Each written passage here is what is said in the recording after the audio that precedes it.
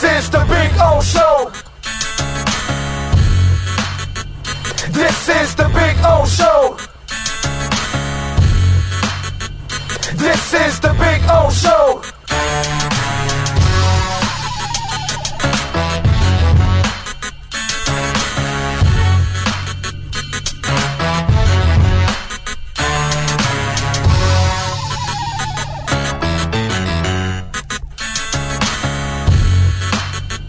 This is the Big O Show.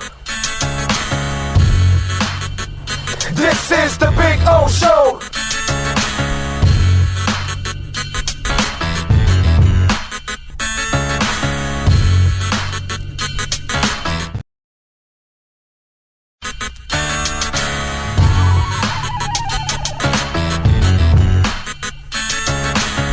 This is the Big O Show. This is the Big O Show.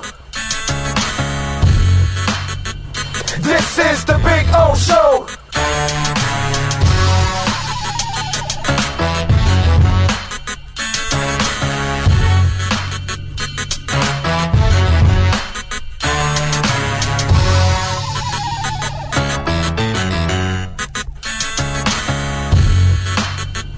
This is the Big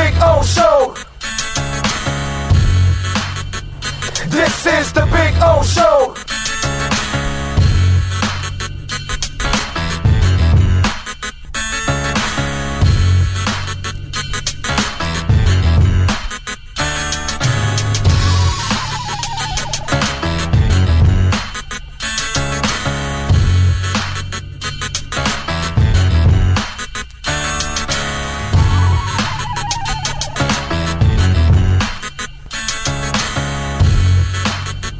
This is the Big O Show. This is the Big O Show. This is the Big O Show. This is Welton Rayom has more than 62 years of litigation experience handling insurance disputes. They're committed to resolving even the toughest insurance claims quickly. Call them for a free consultation. 954-966-4646. At Welton Rayom, they don't get paid unless you win. Property damage claims to your home, business, or condo as a result of a hurricane. Welton Rayom can help. Water, mold, fire, smoke damage, Welton Rayom can help. Call 954-966-4646.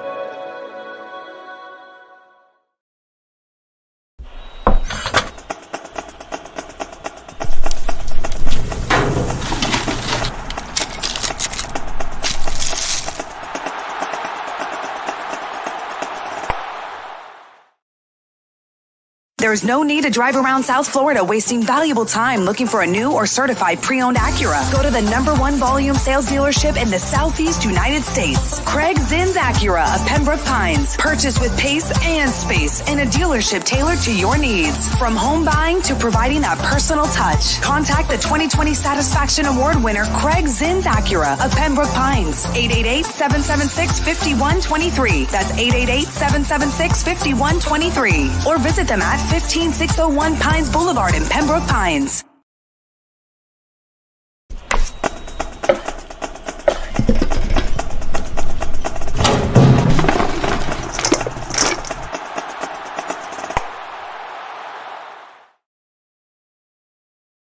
Why is it that you get locked out in the worst moments of your life? Where are my car keys? Man, I can't find my house keys. In those frustrating moments, you need a locksmith you can count on. A. Lenny Locksmiths in South Florida, from Miami to Port St. Lucie. In Central Florida, A. Lenny locks it down in Orlando and Tampa Bay. Lockouts or lock changes for home or business, car key replacements, and programming all model cars. 24-hour service. Call them at 855-869-5625. Go to the website at alennylocksmith.com. Oh, I think I know what this is. Houston, we have a package. Hello? No matter where you are, the Sloman Shield home security system guards your home. With next-gen perimeter protection, 24/7 monitoring, and interior motion sensing. And right now, Get a free Sloman Shield security system and doorbell camera, all professionally installed, for free. Shield your world, the Sloman Shield. If you're a Miami sports fan, then there's only one store to go to, and that's Caneswear at Miami Fanwear in Davie. They're your one-stop shop for all your inner Miami CFs, Canes, Dolphins, Panthers, and Marlins merchandise. They have hats, t-shirts, game day jerseys, and so much more. Located at 2511 South University Drive in Davie, and open 24/7 online at caneswear.com or innermiamiwear.com. Call them at 954-835-5597. Caneswear, the spot where inner Miami and all Miami sports fans shop. For over 16 years, EJDConstruction.com has provided South Florida residents quality craftsmanship, accurate project management, and exceptional service. That's why EJDConstruction.com is an A-rated member of Angie's List and the Better Business Bureau. When you're looking for the right custom home builder for additions or home remodeling, please call my friend Eric at 305-433-4843. That's 305-433-4843 for EJDConstruction.com. When you move, you need a reliable company led by passionate folks, eager to assist its customers during a transitional process that needs to be smooth. Call Essential Moving Experts at 844-368-5750 for all your local and long-distance moving needs. You can rely on Essential Moving Experts. Mention the Big O Show and get $150 off. Family owned and operated, they offer free 30-day storage, full-service moving, fully licensed, bonded, and insured. Moving was never so easy. EssentialMovingExperts.com.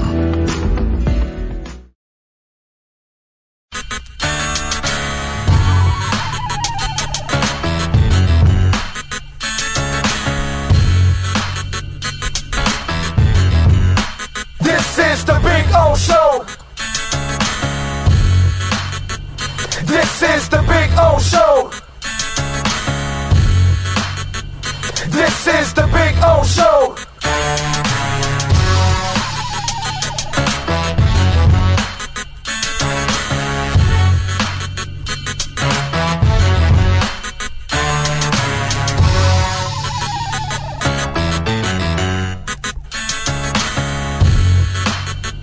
This is the Big O Show.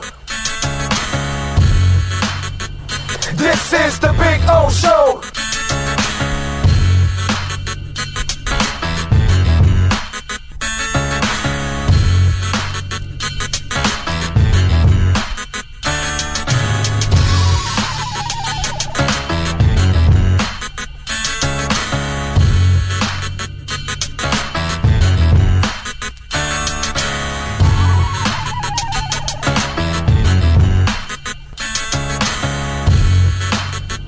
This is the Big O Show. This is the Big O Show. This is the Big O Show. This is. There's no need to drive around South Florida wasting valuable time looking for a new or certified pre-owned Acura. Go to the #1 volume sales dealership in the Southeast United States. Craig Zinn's Acura of Pembroke Pines. Purchased with pace and space in a dealership tailored to your needs. From home buying to providing that personal touch. Contact the 2020 Satisfaction Award winner Craig Zinn's Acura of Pembroke Pines. 888-776-5123. That's 888-776-5123. Or visit them at 15601 Pines Boulevard in Pembroke Pines. Oh, great. You have a doorbell camera. Now you have a front row seat to your house getting robbed. They're breaking into my house! Ooh, there goes the TV. I'm sure it'll turn up at the pawn shop. No, not the TV! Just because you can see them, that doesn't mean you can stop them. With Slomans, you get 24-hour monitoring, a free home security system, and professional installation. Plus, free doorbell camera, one that'll actually work for you. Get out of my house! Get out of the house! Call 1-800-ALARM-ME.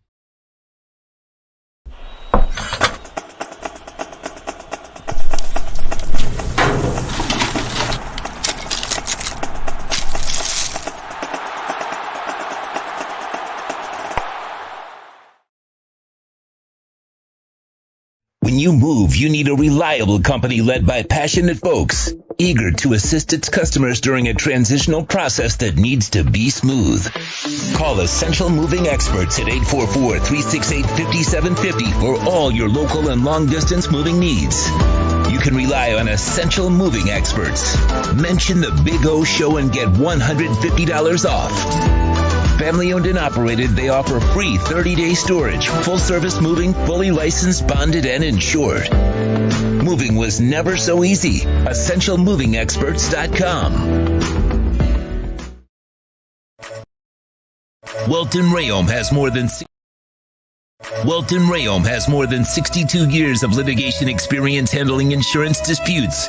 They're committed to resolving even the toughest insurance claims quickly. Call them for a free consultation. 954-966-4646. At Welton Rayom, they don't get paid unless you win. Property damage claims to your home, business, or condo as a result of a hurricane. Welton Rayom can help. Water, mold, fire, smoke damage, Welton Rayom can help. Call 954-966-4646. For over 16 years, EJDconstruction.com has provided South Florida residents quality craftsmanship, accurate project management, and exceptional service. That's why EJDconstruction.com is an A-rated member of Angie's List and the Better Business Bureau. When you're looking for the right custom home builder for additions or home remodeling, please call my friend Eric at 305-433-4843. That's 305-433-4843 for EJDconstruction.com.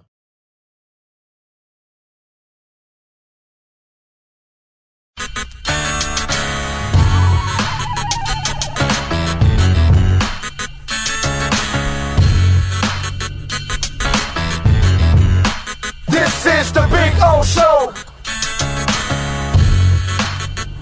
This is the Big O Show. This is the Big O Show.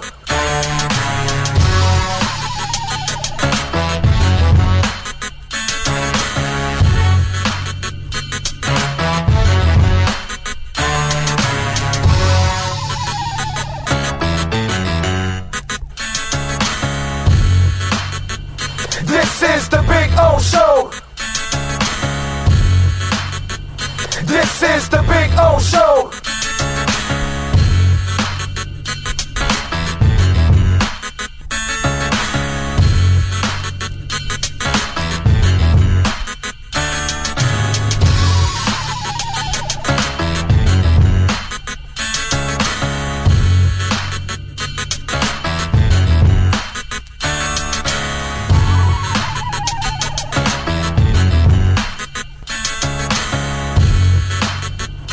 This is the Big O Show.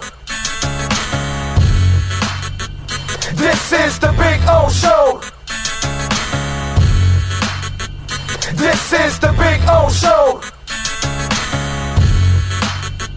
This is...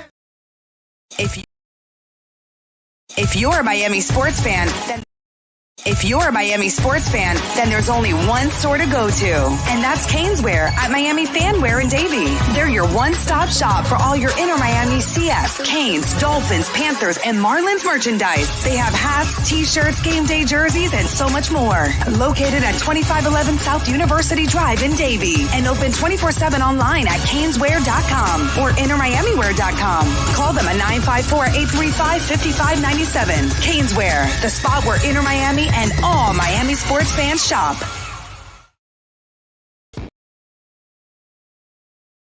Welcome to Red Light Therapy, a revolutionary technology perfected by NASA to aid in muscle strengthening and recovery.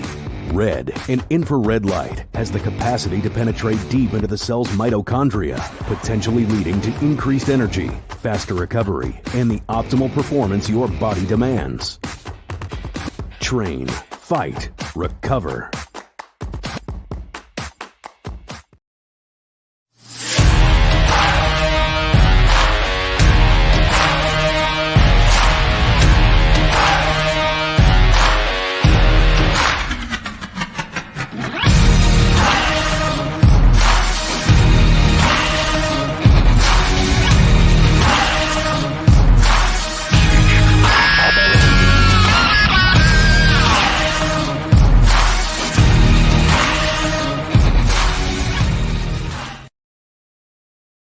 viewpoint statements or beliefs expressed on the following program by the host, guests, or callers are not necessarily the opinions of FantasyXS.com, Media Group Inc. ownership, management, sponsors, or website. When it comes to South Florida sports teams, very few in the media have witnessed, lived, and covered it like the Big O. Let's start the program dedicated to your favorite South Florida teams with a passion that's unmatched. The Big O Radio Show is on. Here's the Big O.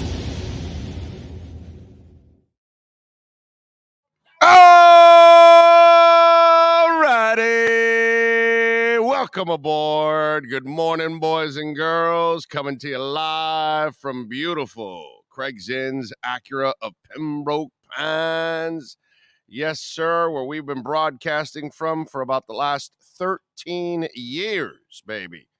13 years of absolute dedication and amazing support by the people here at Craig Zinn's. I was just talking to Pat Nasto right now and Larry Schlossberg, man, as we were just having some fun while Sean was figuring out a little technical snafu, and we figured that out.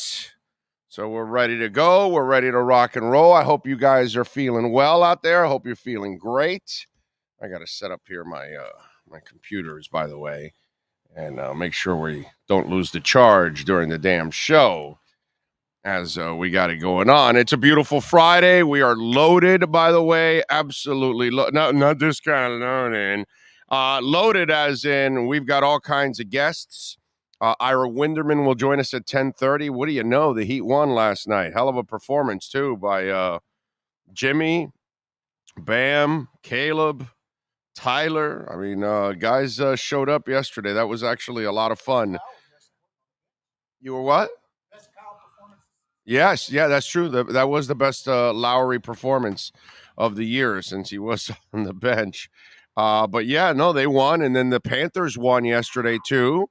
And I got to say something. I said I wasn't going to watch, but since I had some interest in the game, I watched anyway. And by the way, Derek Carr did not hit the number I needed. Boy, he threw some... Dude, what he did at the half and what he did at the end of the game, that last pass to it looked like kind of half-ass. When Devontae Adams walked away, his body language was like, wow, man, that was a shit pass. I know there were just seconds left. They weren't going to do anything. But and then the one he threw at the half, oof, wow, that was a bad look for Derek Carr last night, I got to say. Bad look for Derek Carr last night. But it was entertaining, the whole Mayfield thing, and think about the receivers he has out there also, okay? So not only did he just do that in 36 hours, you know, that guy, whatever his name was, Schwarzberger or whatever it was, or Schwazger, or I don't know, that guy that caught it up in the air over the defender, that was a hell of a play on his part. Now, he put it where he could get it, so kudos to Baker, but that was a really cool story yesterday for Mayfield. Not for you Raiders fans. For you Raiders fans, you know, not so you're not so happy. By the way, I like this new mic stand. Huh? Skronik or what? Yeah. Yeah, there you go. Yeah. Your scrotums. Did you say scrotums? Scrotum's neck? What'd you say? He has a scrotum's neck? You got the right mic? Maybe you got it on 4. I think you got it on 4. Do I? Yes. Yeah, look at that. Because I never used 4. I know, but there's such a gap I see that now, between the two. I'm going, I think he's on 4, not on 3. He was their leading receiver with Baker. I know, 89 yards, I want to say. Yeah, no, it's right on. Yeah. 8 targets. Yeah. Atwell was most targeted with 9. So. Yeah. No, that's crazy. That's that ball sweat. What was his name again? Skronik. Scrotum's neck. Scrotum's neck. Sorry, I said it wrong. They have a guy named Scrotum's neck on that team. Skowronek. As he gets older, it's going to look really wrinkly at that neck. Yeah. You don't want to really have a scrotum neck. It's not. That's not really a good look. I just want you to know that. I don't know, scrotum's neck. It's not a good thing. But anyway. So congratulations to the Raiders. This is the 4th time this year they have blown a 13-point or more lead. That is just an absolute. That is one hell of an accomplishment by Josh McDaniels and the Raiders. Yeah. They're just checking all the boxes, aren't they? Yes. They lost to Jeff Saturday in his first ever head coaching job. Baker Mayfield comes in 36 hours and looks like, hell, he might make it to the Pro Bowl now. Dude, Raiders had a 20-0 lead at halftime against Arizona in week 2 and lost. They had a 17-0 lead at halftime to KC in week 5 and lost. In week 9, they were leading 20-7 over the Jags and lost. And they had a 16-3 lead last night and lost. Wow. Holy moly, dude.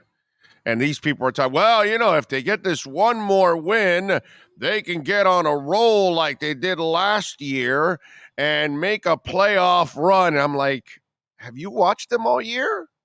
What makes you think they're going to do? Oh, I see, because last year it happened. Okay. All right. You ever heard of aberrations? They're not normal. That's why they're called an aberration. It happens once in a blue moon. Come on. Yeah. It's like what we were talking about. More often than not, if you're winning, it's probably because you have a good quarterback that helps you win. If you don't, more often than not, it's because you don't have a good quarterback that helps you win. That's it. Are there outliers? Are there aberrations? Yes, of course. There's outliers and aberrations to everything in life. Okay? I saw a film the other day where our friends in was it Fort Myers exactly, the one that got destroyed by Hurricane Ian? Fort Myers Beach, exactly. All right, so Fort Myers Beach, they're showing right on the shoreline there, that little downtown area there, literally a building.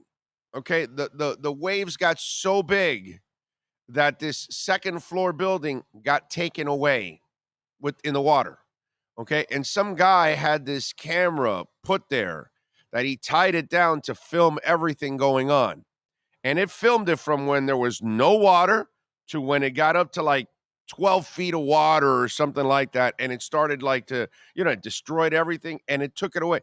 And in that camera shot, okay, like 2 hours before, because they show you time lapse, right? But they speed it up.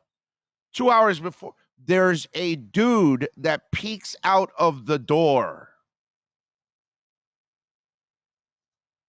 So you think, okay, the guy's dead. He got taken away. Him, his wife, and their dog. All 3 were in that building. They didn't leave the coast. They stayed there. They survived. As the house got taken away, in the flow, they ran into a boat and they were able to jump on that boat in the middle of the storm and hold on till it actually, calmed down, and they survived, them and the dog. That's an outlier. Most people that get taken away, you're done. You're history. You're in massive, water and waves and all kinds of crap going on. For sure you're dead. Outliers. They exist. In everything in life doesn't necessarily mean that that's what you use as an example. But if you think that the Raiders are going to get on another run, come on, dude. How many times are you going to hit the lottery? When you're a fan base or you're a team and you're hanging on to outliers, that means you're not very good. I know, because I'm a Dolphins fan, and that's what I've been for the last 20 years before what I think is developing now, is that you never had the quarterback, you never had the real situation that you needed exactly, and so you always needed outliers in order to, the Wildcat will help us into the playoffs, that kind of stuff. And, a lucky bounce here, a lucky win there will sneak into the wild card just to get embarrassed in the first round. That's what we did the last 20 years. Your 3 playoff trips, pretty much. Yeah, I just found it funny yesterday how they can, if they can win, they can get on a roll like they did last year, and they feel they can and all that. And I love the sell job on television because you can't sell honesty because nobody wants to hear, there's a good chance no matter what happens tonight, the Raiders are going nowhere. That's what you have to say. But that of course does not really bode well for television because they want you to sell the product. They don't want you to actually tell people, yeah, Josh McDaniels and company kind of weak. And by the way, Derek Carr kind of weak too. I've always been a guy that I've given Derek Carr his respect, but man, it just yesterday was not a good look for him. But Baker Mayfield, he got himself an opportunity now. We'll see. He's showcasing his talents now for other teams in the NFL. Now, this is what I was thinking yesterday for Baker. If I'm Baker Mayfield, dude, you've been in bad organizations. You've been in bad situations. You're not necessarily a gifted quarterback, okay? You're the kind of guy that really needs a coach and a system and all those kind of things. Baker, sure, you might be able to get a starting job on another shitty team next year. Somebody might give you a chance. Is that your best way to succeed? Find a coach that knows offense, and Sean McVay knows offense. Find a system, and if you have to come back to the Rams to be a backup to Stafford for another year or two, because what has Matt Stafford got left? Right? He got his Super Bowl already, dude. He's not going to take much more of a pounding. He's not going to take much more concussions and all that. His wife just fought and beat cancer, right? Like 2 years ago, I believe, right? I want to say they've been through hell and back as a couple.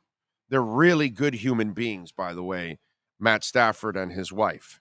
They do a lot of charitable stuff, and I think they're grounded enough that I don't think Stafford's going to take much more of a beating before he retires.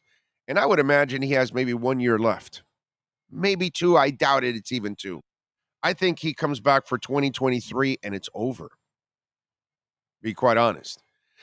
If I'm Baker Mayfield, I want to go somewhere like a Sean McVay. I don't want to end up somewhere where I don't have a good situation. And if I have to wait another year to, get my opportunity, then I do it. That's it. Then I do it. And if I'm him, if the rest of the year goes well for him and he shows enough, dude, come back, be a backup to Matthew Stafford. You'll probably play in a couple games because he gets banged up. And then when he leaves, you take over and at least you have a shot. And by the way, they don't really have a ton of draft picks since they've traded him all away. So that actually, if they can develop him, you know what I mean? And listen, last night could be a complete aberration. Okay, to bring it full circle, you know what I'm saying? So maybe last night was just a night where he was, got lucky, hit a couple passes. It wasn't like he was great yesterday, but he hit a couple of key passes, and that's all you need right there. But if I'm him, the next chance you get, give yourself a chance to succeed. Make sure you get the right coaches and system around you. Do you think Sean McVay's staying? That's a great question because he was kind of waffling last year, but he did get a new contract. He did. But he moved into the organization more than just off the, I guess. Shit, but he coached yesterday like it means something to him, bro. Yeah. I mean, when that guy got the penalty that backed the field goal up to 61 yards, he was livid on that penalty, like, you know what I mean? And then when Baker hit what he hit, he was going nuts on it. So it looks to me like he's still getting that high from coaching. You know what I mean? God, he's so young to be burned out and go up to the front office. You know what I'm saying? Yeah. You go from the high of last year to what this year is, and it's like, was that my peak? Sean, you've been around long enough. How many Super Bowl teams have shit years the next year? I mean, majority of them. A lot of them, yeah. You're like again, Sean McVay makes it, and it was all of, the young coach and this, and then now you look at this year, and it's like, Yeah. ugh, Yeah. which season do you want? I mean, I guess you don't want to end on this. But this season, is what you play with when you traded for straight up veterans. Yeah. You didn't develop a young team that then has a core that you can then continue this run. No, this was a one and done. Yeah.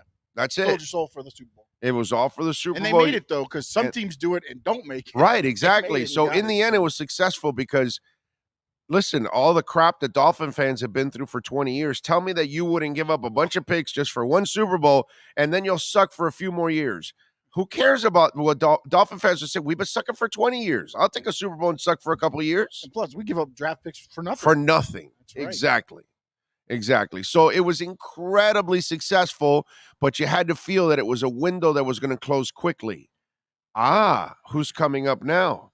Ira Winderman and the Miami Heat segment, right? Who traded for a window that was going to close quickly? And they didn't win a title. And that's the Miami Heat. You traded for Butler. You traded for Kyle Lowry. You added PJ Tucker. Now you lost him. But you traded for windows that are going to close for you very quickly. The Bam window's a long window, and so is Tyler and all that, but they're not core superstar like what Butler is for you. They have not developed into that kind of player. So the Rams and the Heat have a lot in common. They threw all the picks their way. They tried to bring in the right veterans, and the right veterans have not put them over the top. The Rams, to their credit, they put their draft picks out to the right veterans. They got them over the top. They won their title, and their window has closed. And by the way, did we not talk about the topic of windows recently? How they open and they close in sports? And listen, this is not hindsight. I said this when they added Butler. If you didn't add the superstar within the first 2 years of his deal, then this deal was not going to turn out right. Would it be entertaining? It is. And it still is. Even last night, it's entertaining. But will it produce a title? And that's the gamble you take. And now Riley's done this in the past. He did it with the big three. They were veterans, but they were younger veterans and superstars, and that window was open a little longer. The Zoe Timmy teams, all those that window was open for a while, just didn't get over the hump, unfortunately. This time, I think this window's closed already, to be quite honest. I don't think that this team can ever get to a championship caliber team because it would take Bam to become a superstar. It would take Tyler to become a superstar. But if you're going to be carried by Butler and Lowry, that's just not good enough at this point in time. Speaking of that, Ira Winderman's already on deck, right? All right, let's do it already. I'm sure he's ready to go. Remember, folks, if your business wants to be a part of our platform, 786-754-4664. Great way for branding. Great way to find new customers for your business. 786-754-4664. That's our business line. Of course, you can chime in on our text line at 855-912-1056. Remember, at noon, we're going to have Scott Pianowski answer your fantasy football questions. Should you pick up Baker Mayfield? That was a joke. Relax, okay? I'm certainly not getting anything excited about last night with Baker Mayfield. Although there is a part of me that wants Baker to succeed, simply for the commercials. You have an issue with fantasy? What do you mean? No, fourth. God, thank you. So, and I know Ira stand by, so do it quick. I got the bye this week going into the playoffs. Uh-huh. But now my quarterbacks, because I never traded Tua. My Okay. quarterbacks are Josh Allen and Tua. Right. Oh, I'm starting Tua this week. No, I'm bye this week. The problem is I got both of them in the Buffalo game. Oh, wow. It's a good one. It's a good one. That's where I'm sitting. Yeah, you have to play Josh Allen because of the legs. I benched him for Tua for most of the year.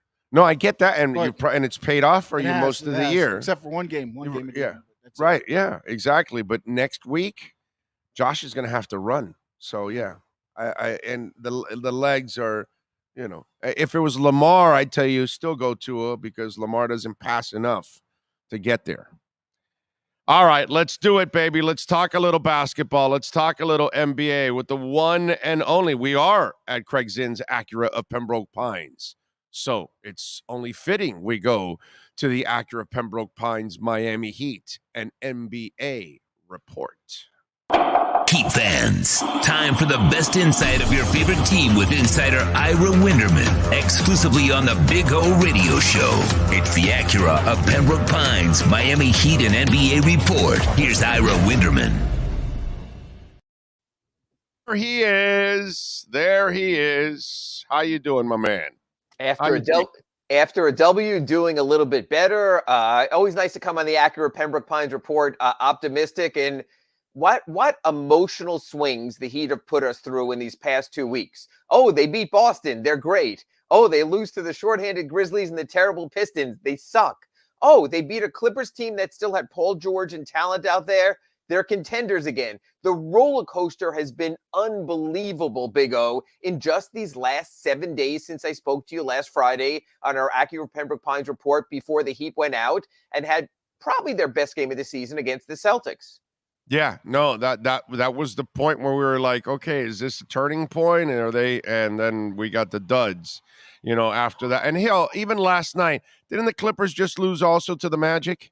Yeah, now the Clippers lost to the Magic and were playing on the second night of a back-to-back and didn't have Kawhi Leonard. So they were not the be-all, end-all. What I look at, Big O, is this. Are there Heat moments in a game where I can say to myself, you know what? Because of what they have, this translates to something better. We know what Jimmy as a closer translates into, he's a hell of a closer. He did those moments against Boston. He did it against the Clippers. Cojones, man. He's just got cojones. Cojones like nobody's business. Like Hardaway. It's like, certain guys that, Wade, certain guys that have been in this team over the years that just have cojones, dude. And that's the thing. And we have to find if Acura has a big enough SUV to suit those cojones because they were huge last night. I don't know if there's such a big. Yeah. I don't know if there's a big one out there. You were speaking on just before about Bam Adebayo growing. He had another moment last night. And that's all you could ask for, Big O, is you want him to have these moments that he's moving forward. We saw that last night. To me, that's encouraging also. Tyler made some plays. But I need him to grow up to be Barkov. I need him to grow up to be Zoe. I need him to grow up to be, if they're going to get to that pinnacle, you know what I mean? Where Jimmy had them on the brink of getting there, doesn't mean that they were going to win it.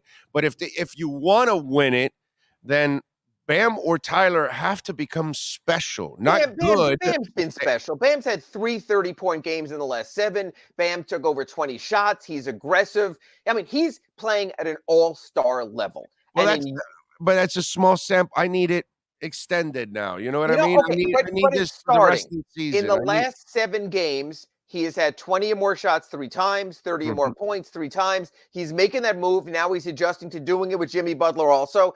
And I like the thought of this.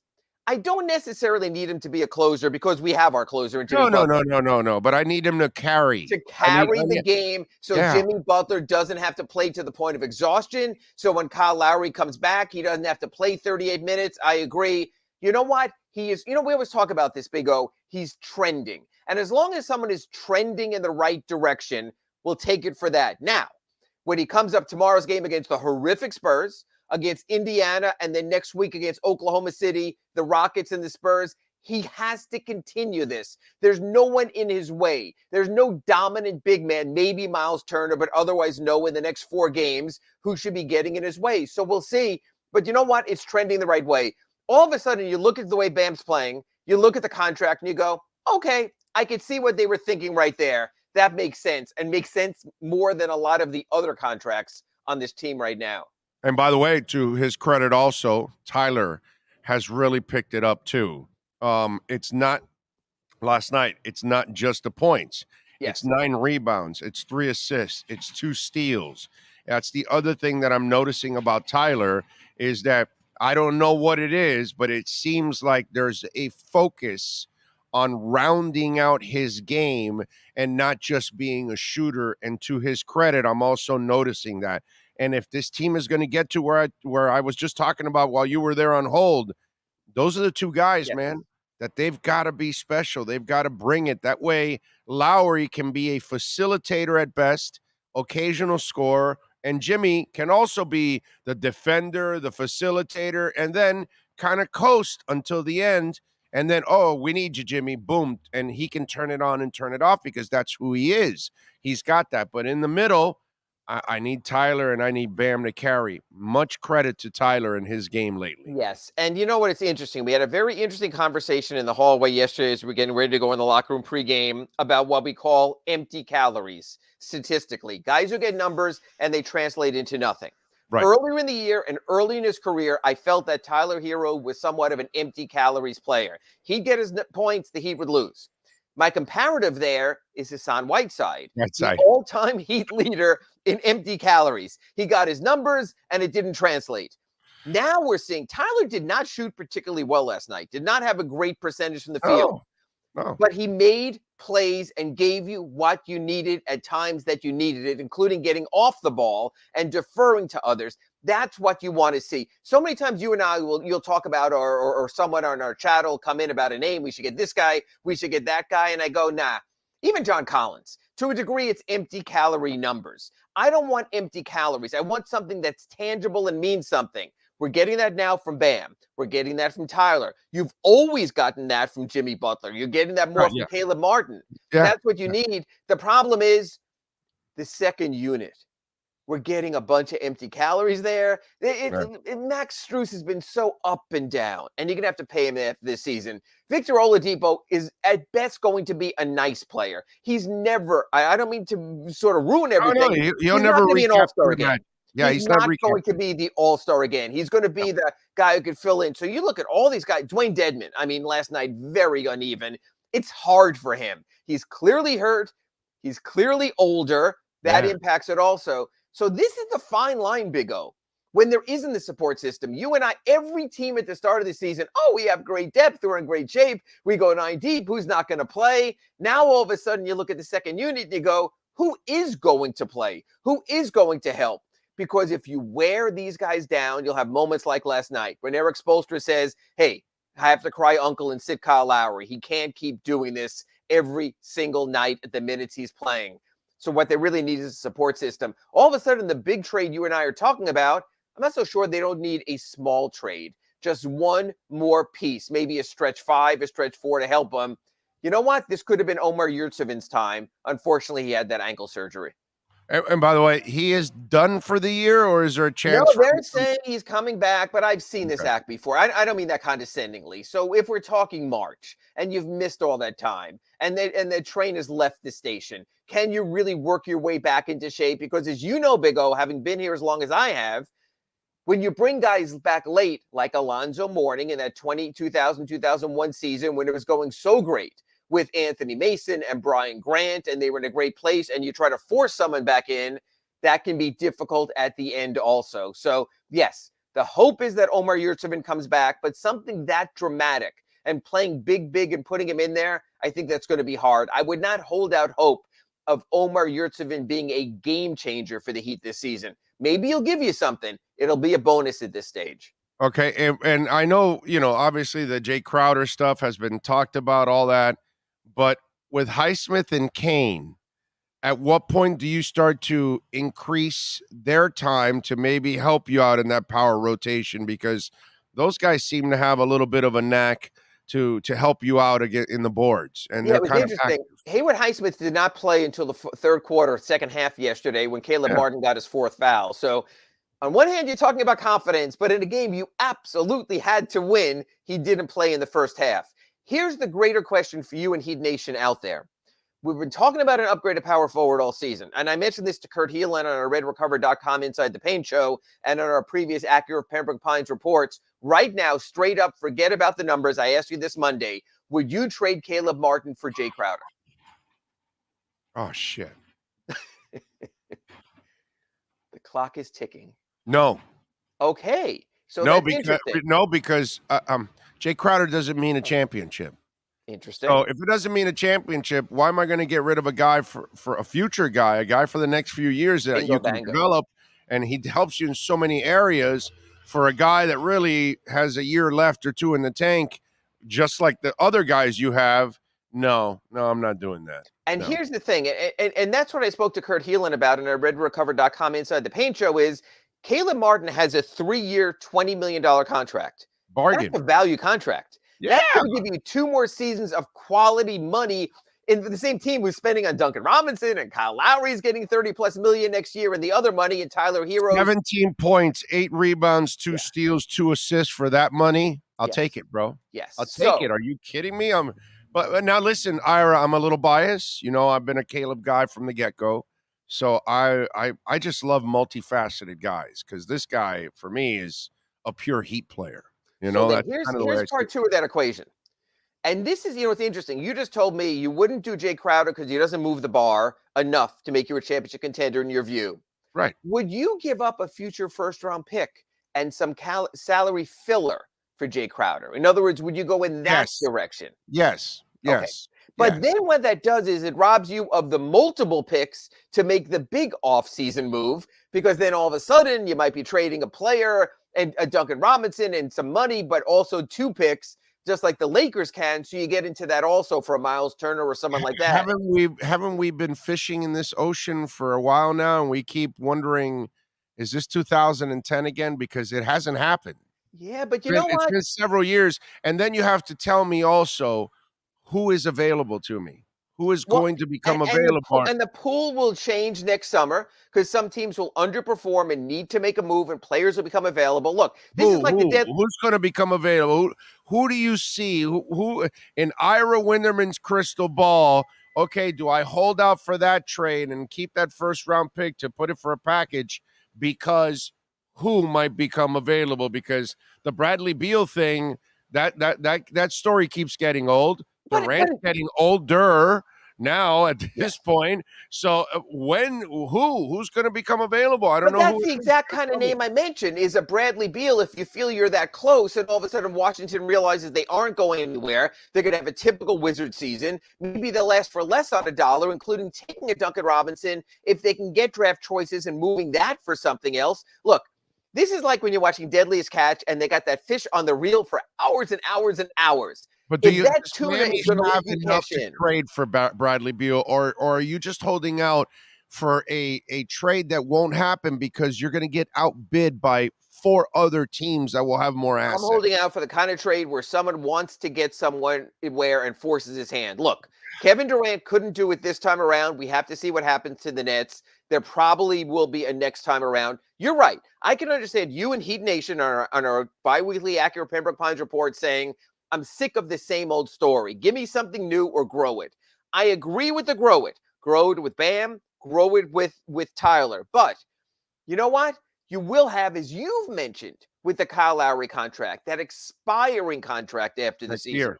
When maybe someone has so much money sunk into someone. Look, I'm not a huge Julius Randle guy. Stop rolling your eyes, Big O. But what I'm saying is, if the Knicks are crappy and he has that long-term deal and you think he might be your 4 to complement Bam, you might move in that direction. Stop shaking your head. Stop shaking your head, my friend.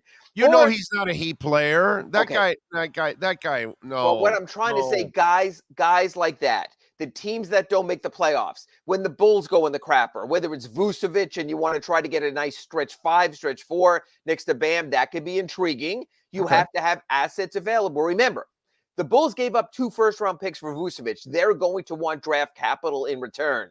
So what you have to do is you have to follow the sinking teams, the teams that thought they would be something and aren't. The difference is, as Eric Can we trade for Banchero? Can we trade for Banchero? Yeah, you're not getting someone's top pick. You're not getting that, and you're not getting Bol either, which I know they already had the rights to. I'm trying here. But you know what? But there are players out there on the Wizards, on the Knicks, on the Bulls, on all the teams who thought they would be something and aren't. Charlotte with PJ Washington, a very intriguing name. They are going nowhere. Maybe that's a name you look into. He would be wonderful alongside Bam Adebayo. They have as long as he leaves Brittany Renner behind, so she's not producing all kinds of kids with him. But yes, again, and again, that's the non-accurate Pembroke Pines report stuff. We'll get at the top of the hour on the Big O show. I'm staying clear of that. What I'm saying is, Big O, is there are. Do you even know who Brittany Renner is, by the way? I don't. That's why I Okay. kind of stay clear of that. I'll let Sean put up the video and we'll go from there. Look, last night Eric Spoelstra was asked about Barkley's comments. He was angry. He was like, do you have any idea who we are? We don't give up on seasons. We don't turn our back on possibilities. We go for it. And a matter of fact, I was listening to the Big O show this morning just before I came on, and their host, what's his name? Oh, Orlando Alzagari was saying the Heat's championship window was closed. And I was sitting here putting my middle finger up to the camera because I wasn't on the air yet. Big O, they were one shot from last season's NBA Finals. They were in the NBA Finals 3 years ago. Now, you might think it's close, and I might think it's close. But that one was realistic, actually. Okay. If Bam and Goran stay healthy, right. They have a shot in that one. Last year, it would have been nice to get there, but they weren't going to win.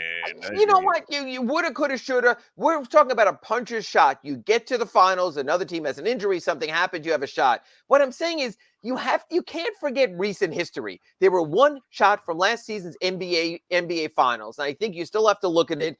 The window never closes for the Heat for this reason.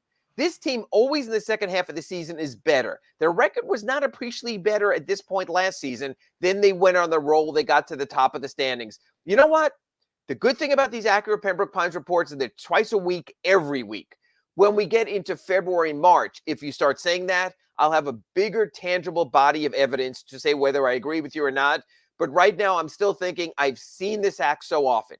And they have found their way, and they come together. And that MF for Jimmy Butler at the moments of truth, of which these are not, takes his game to another level. So but he needs somebody else to become an MFer.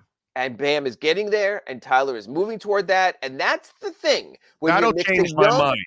That'll change my mind if when you're mixing Bam young or and you're Tyler mixing become old. an MFer, then that'll change my mind, because then if we're just going to wait for Butler to save you every day, he's not that kind of superstar. Well, is my point. And let's let the kids grow into themselves, because I got to tell you, the strides that have been made from the start of the season to now in just 2 months for Tyler Hero have been tangible. The strides made by Bam Adebayo in 2 months have been tangible. So let's say from where they went from mid-October to mid-December, they can go from mid-December to mid-February. Perfect timing. That's the trade deadline. If their growth curve is still as parabolic as it is right now, then I think I might be able to change the opinion of that dour Big O who's on every morning right here on the Big O Show.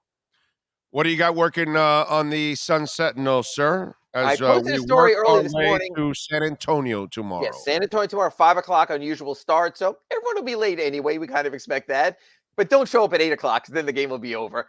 I wrote a story on Bam Adebayo and Eric Spoelstra pointing out last night how he's starting to get very unique double teams and traps out of respect. So, Mr. Adebayo, you want your 20 shots a game, you're going to get your 20 double teams a game. He worked out of it very well last night, but this is the next step. This is what Tyler does. He's a great passer.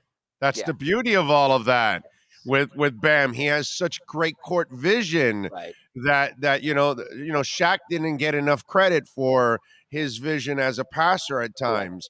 And so that's the beauty. Duncan, all these kind of guys that bring the double team to me. That's good. That the great quarterback wants to get blitzed. Why? Because he knows there's going to be a hole somewhere available, and he knows exactly where it's going to be. And that's the beauty of Bam, that he can handle the double team, man. And he'll grow into it. So again, that's the sign of respect. Tyler went through it last year with the double teams, learned about it. Bam's learning. And it's just such different times. And even he said, we have the iPad on the bench. So during games, he is going to school on the game. Such different times. I mean, can you imagine the perfect season Dolphins and seeing Zonka and Jim Kick over there with some sort of computer in front of them? They would have thrown it in Shula's face. Get this out of here. It is crazy that during the game, you're actually sitting there and learning plays. We see it all the time now with that Surface computer in the NFL. That's all the guys are looking at. It's just different times. So Bam was very open and spoke about that. So I have that. I'm also working on my Sunday column. December 15th, next weekend, is when most players signed in the offseason can be traded. So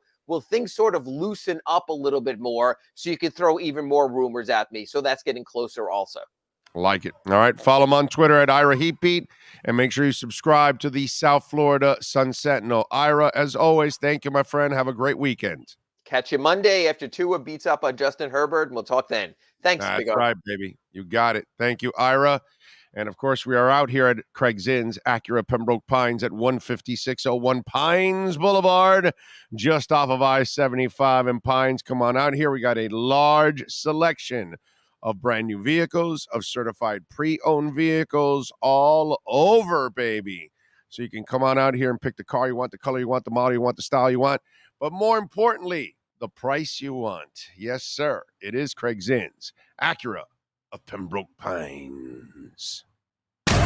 You've been listening to the Acura of Pembroke Pines Miami Heat and NBA Report with Ira Winderman. When you're looking for award-winning service and great deals from the #1 volume Acura sales dealership in the Southeast United States, you go to Craig Zinn Acura of Pembroke Pines at 15601 Pines Boulevard in Pembroke Pines. All right. We thank Ira.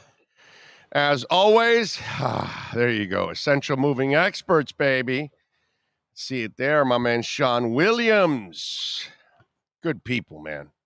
Good people. And if you need a mover anywhere in the country, and they're big Dolphin fans too. He's a huge, well, that's why he's got his business in Dolphins colors. Nothing like that, huh? It's a beautiful thing.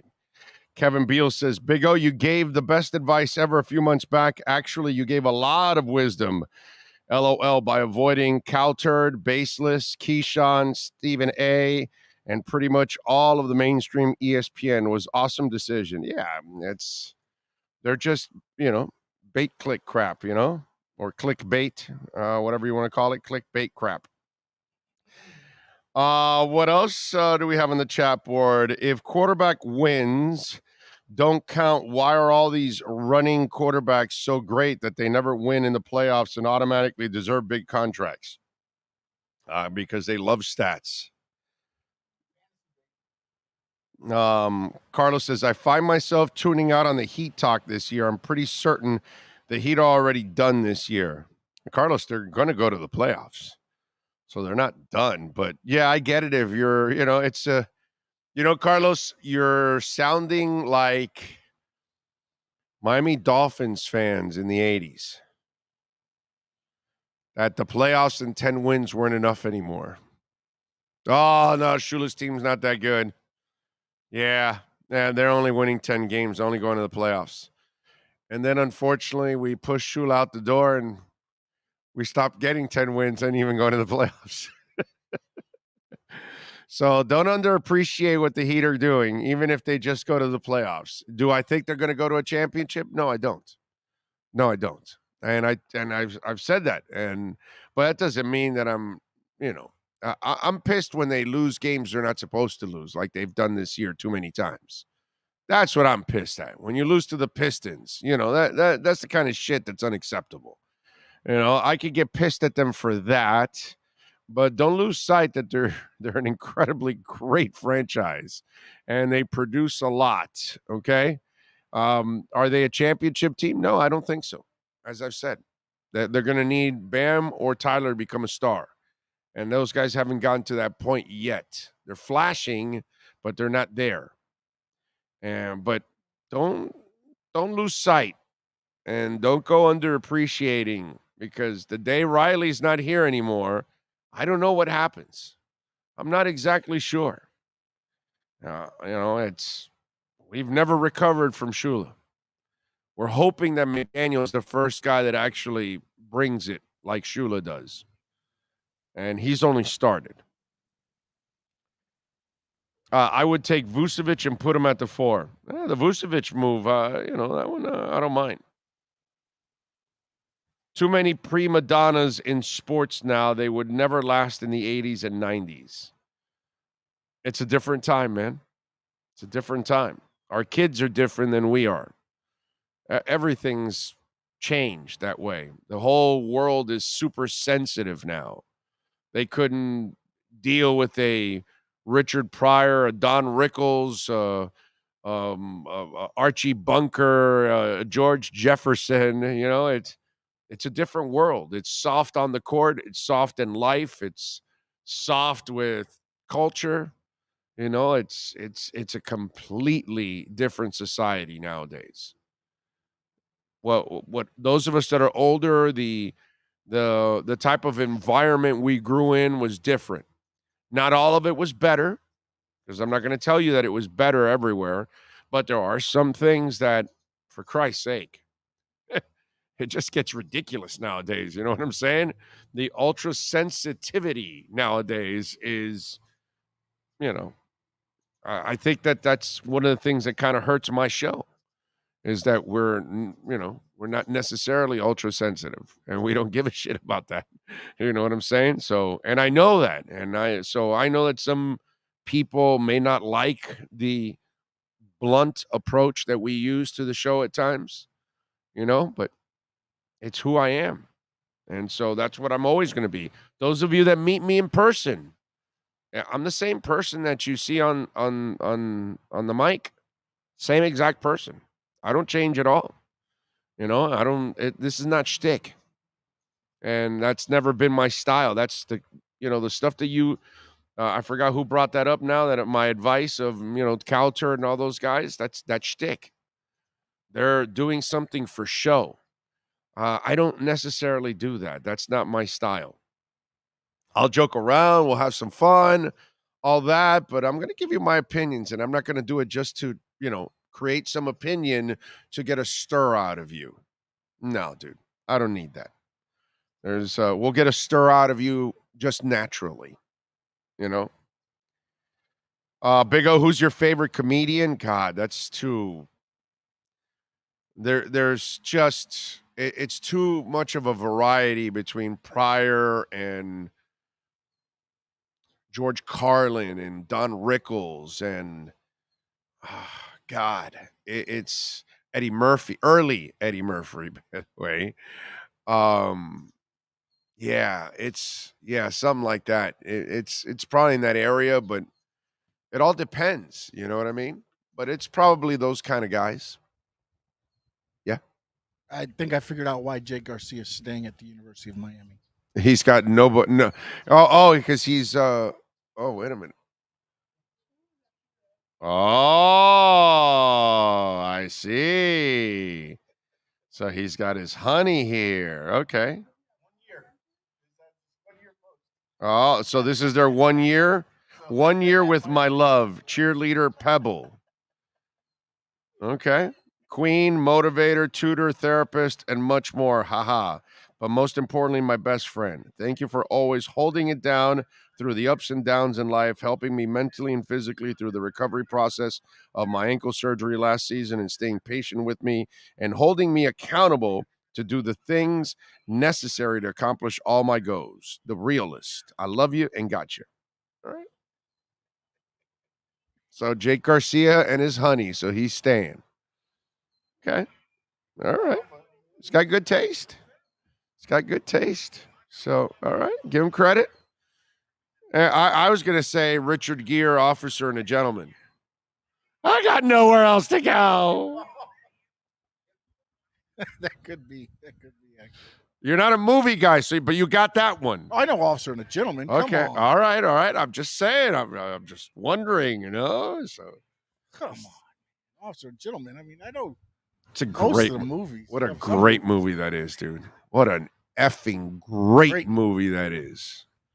God, that's a great movie, Officer and a Gentleman. And you youngins, if you've never seen an Officer and a Gentleman, I can't help you. That's one of Louis Gossett Jr.'s best roles. Oh, for sure. Yes. Richard Gere, Louis Gossett Jr.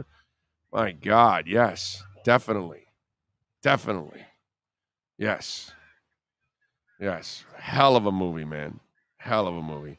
But yeah, those would be my comedians, by the way. Going back to that one. Pa Cupertino says somebody near me may be selling their 2007 TSX with a 6-speed manual with 200K in apparently very good condition. What's it worth? Pa, I have no idea. You can come here. I'll tell you what. That is one of the best cars out there, bro. My 2010 TSX, I would still have it right now if I didn't total it. What a tank, that car. God, that was a great car. Holy shit, I love my TSX. Man, that was a freaking awesome car. If you have the 2010 TSX, you got an iron tank, bro. Just a great vehicle. Well, you change its oil and filters, and that thing is going to run forever, man. What a well-built vehicle that is. God. I mean, Acuras are just badass vehicles as it is, you know. But yeah, I don't know, man. I'm not a pro. I don't know that stuff. I could talk to you about sports and music and crypto, maybe a little life, but I don't know shit about cars and value and that. You know, that's not my thing. It's not my thing. Like sports cards, not my thing. Like my man Jeremy. See, he knows his shit about sports cards. I don't know anything. You know. Youngblood says, I saw Carlin in D.C. the year before he passed. He was awesome. Yeah. Carlin is one of a kind, bro.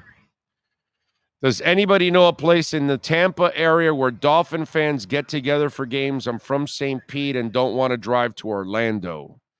Does anybody have the answer for night out there? We need a Dolphin bar in the Tampa area.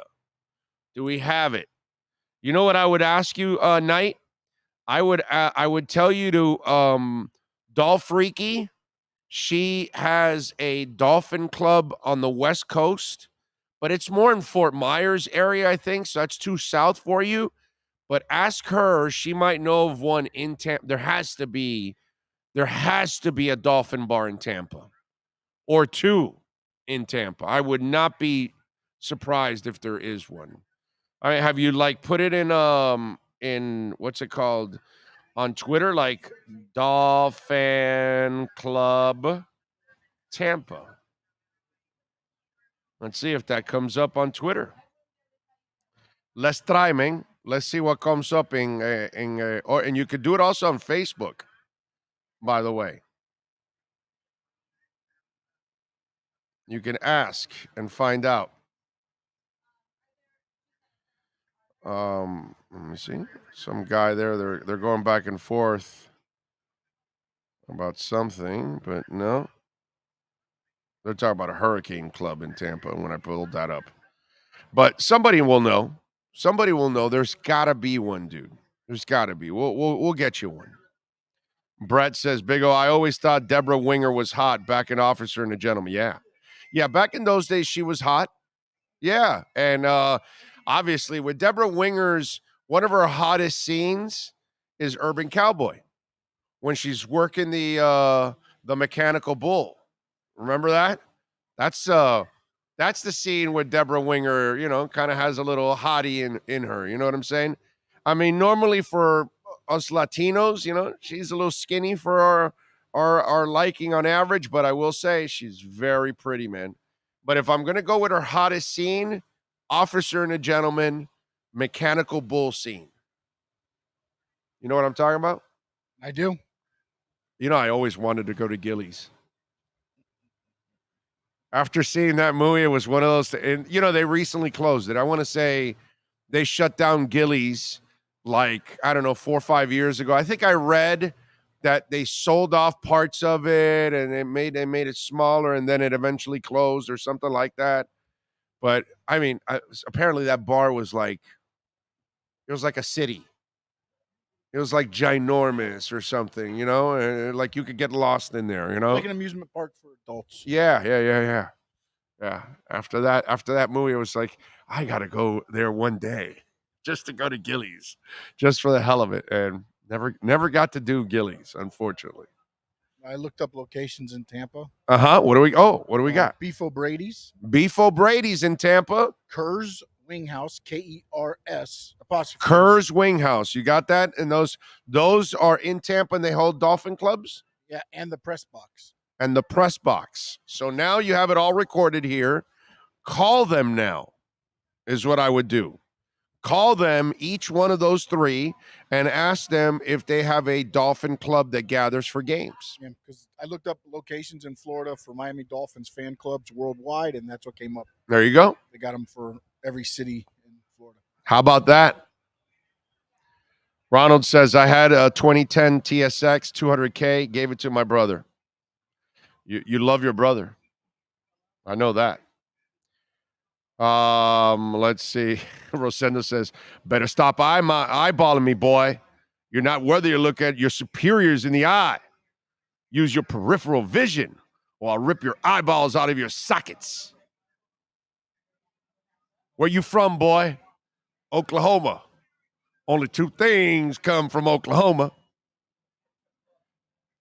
Again, in today's society, I cannot finish that statement.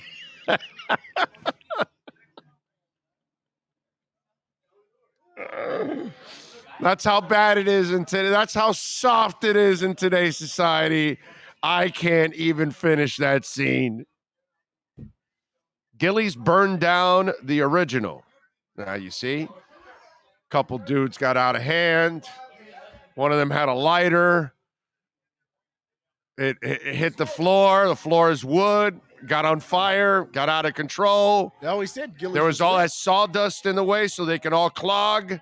That's flammable. There's liquor, even more flammable. That's it. See how the mind works? Yeah, I was gonna say Gillies was lit. It was mighty lit. Was there a guy riding the bull in the middle of the fire? Hey, I got a good ride going. Come on. Don't stop it now. Do I got to leave? Bitcoin is up. Yes, sir. It's up to 17.5. Yeah, no, and the market's up too. Market, Bitcoin's up, all that. Although I don't know if this is the real pump yet, okay? I still think that we're going to go back into a little bit of a hole in the beginning of the year, and then I think the second half of 2023 is when we have that breakout. I'm not an economist. I'm not a financial advisor. All right. I'm just a guy that loves crypto and investing. So, I'm just throwing it out there. Before Brady's wings are fire, says Ian from Brooklyn. Okay. All right. Like Gilly's fire? Yeah, that's a good one, Sean. There you go. He says, Big O, you always have inside knowledge and usually see things before they happen. Byron really is pulling a Fuller, huh? I don't think Byron's putting a Fuller. Byron's just a different cat. I've been telling you guys that. It's just a different cat. He's the guy that he goes out, he's got to look like to the nines. You know what I'm saying? I might just throw a shirt and a hat on. He's got to, clean up every little piece of hair off his face and have a great shirt on, and it's super ironed. Mine might have a couple of wrinkles. I don't care. I've got some shoes on. I didn't tie them. He's like a Porsche. If the Porsche's not running perfect, he will not put it out on the canyon to go race. And right now, his Porsche, aka his body, is not fine-tuned right now like a German machine, okay, like a Porsche, all right? So, because it's not fine-tuned, he's not willing to play. X is not fine-tuned right now, but he's trucking along like a Mack truck, even if he runs like a Peterbilt. All right, let's go to Cameron Wolf. Let's unleash the Wolf Pack. Welton Rayom has more than 62 years of litigation experience handling insurance disputes. They're committed to resolving even the toughest insurance claims quickly. Call them for a free consultation. 954-966-4646. At Welton Rayom, they don't get paid unless you win. Property damage claims to your home, business, or condo as a result of a hurricane. Welton Rayom can help. Water, mold, fire, smoke damage, Welton Rayom can help. Call 954-966-4646.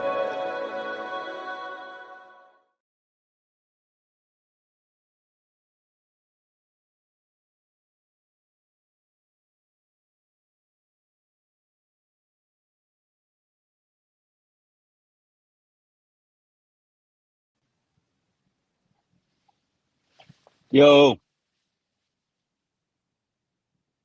Can you hear me?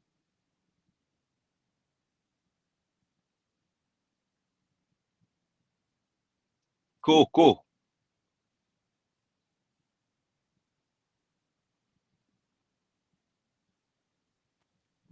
There he is, ready to rock and roll. How you feeling, my man? You feeling good? I'm good. How you feeling? Excellent. I can't complain, man. It's Friday. I get to relax tomorrow. I'm not working 7 days a week now with the college football season over now that the Canes aren't playing. So it's a good thing. That's great. Get that rest, man. That rest is important.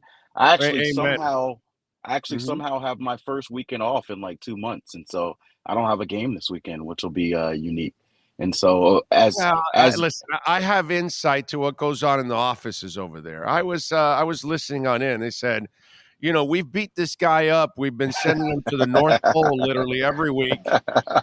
He needs a week to thaw out. And, so that's really what they're doing. They're just giving you a week to thaw out. I appreciate it, though. They have given you some Arctic places to cover over the last couple of weeks. So they have. They're trying to see if the Florida man can break. And I have not broken yet, but one or two more coal assignments, and I might have broken. I don't know. Now that you're Florida, we're pretty tough here in Florida. So it's we put up with all kinds of stuff, hanging chads. We put up with everything that goes on here in Florida. You know what I mean? Right. If we can deal with the hurricane scares 3-4 times a year, then we can deal with anything, right? Exactly. We have everything going on down here all the time. So yeah, we're always in control here. All right. And by the way, they keep asking me this, and I keep running it by you guys. And I've said this already for a while. Byron Jones is not pulling a Will Fuller. What Byron Jones is, he's a different cat. I'm trying to explain to people. He's kind of like, dude, he's GQ, he's high end. He's Porsche. And he, unfortunately, his body has had setbacks in this whole recovery of this whole process. And it's not just about his injury. His injury and his recovery have led to other setbacks. And maybe some players might suck it up and play at 85%, but he's not that guy. You can't run a Porsche. Maybe that's why he loves Porsches. But you can't go out and take a Porsche out on the road if it's not really fine-tuned. If it's not, it's going to run like crap and you're going to ruin the car and those kind of things. It's a very delicate type of vehicle. Well, I'm not telling you he's necessarily delicate. I'm just telling you he's kind of particular about things. So I don't know what you hear, but the other thing is he's not there all the time.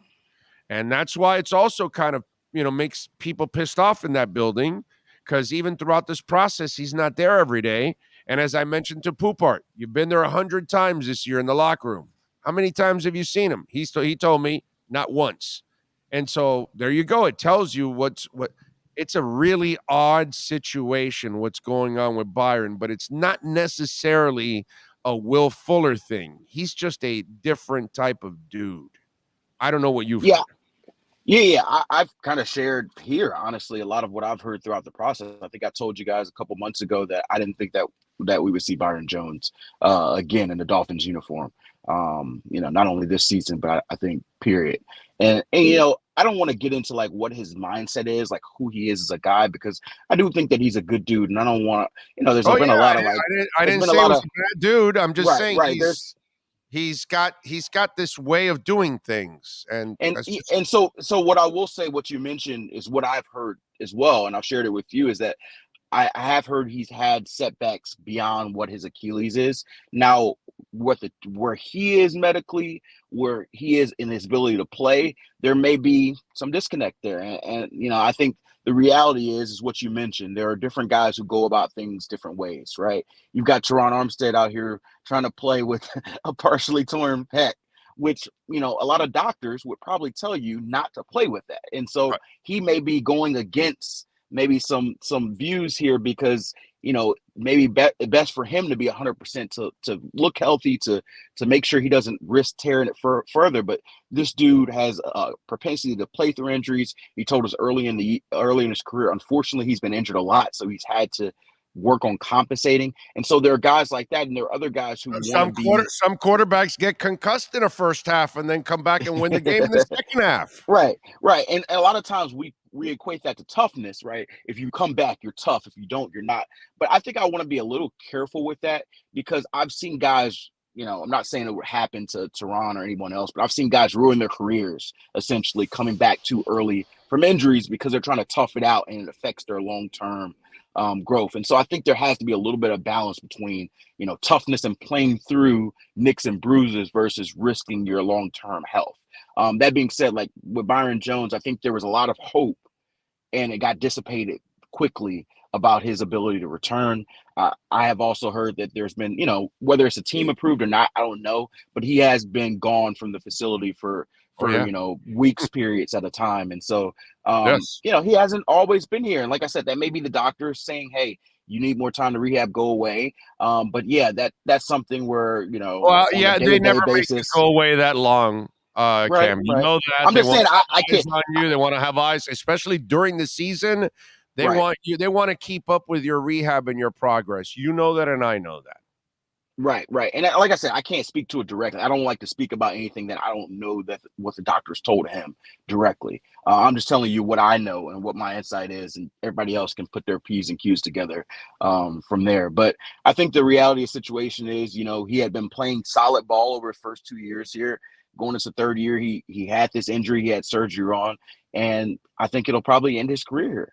And I don't know if he ends up bouncing back and playing well somewhere elsewhere, but I think that's sort of the as a 30-year-old corner, you've seen him kind of deal with some injuries. I think as we go into 2023 and definitely the rest of 2022, I think the Dolphins start thinking about life without Byron, and so that means Xavier, that means Cater, and that means probably going out and signing or drafting another corner, coming into next year. Well, the good thing is they get Needham, Trill back along with Cater. So that's really, really good depth. And then I'm sure X will come back for one more season because this season they'll release Byron. And I think next season they'll release X, overall. That's probably cap-wise. That's probably what's going to end up happening because I think the window for X is after next season, if I'm correct. I think that's kind of the way it I would have to look at his contract whether he has 2 or 3 guaranteed. It may be 2. But I'm not certain on that. Yeah, I have to look it up. Your gut tells you Armstead plays, right? I think that he tries to go, man. The question I do have is if he's able to finish. Like you said, he's trying to play with the harness on. I've seen guys play an entire season with not an entire season, but a half a season after they injured with a harness. I've seen guys that are able to last. I've seen guys that haven't been able to last. By the way, okay, so I it's both ways, and I've watched defensive ends and offensive linemen play with the harness. So I've watched both. So it absolutely can be done. Yes, and I think they envision him doing that. But at the same time, I think, it's not directly related to Armstead, but they signed Eric Fisher with the thought of if for whatever reason it can't work out with the harness or for whatever reason Armstead suffers another injury, they have a safety valve that they ideally don't want to use. But Teron makes his team so much better, even if you've got a 75% Teron Armstead. But, we talk about guys and their toughness. It was amazing to me to listen to Teron describe how he couldn't even lift his arm after suffering an injury, I think a couple of weeks ago. And we all think about, hey, whether a guy's going to play or not. This dude could not put his shirt on by himself after that game. And so it's crazy. Just even 2 weeks later, we're talking about, is he going to play? Is he not? I think that just kind of speaks to his toughness. And I know he had a lot of people knocking him for his injury history when the Dolphins signed him.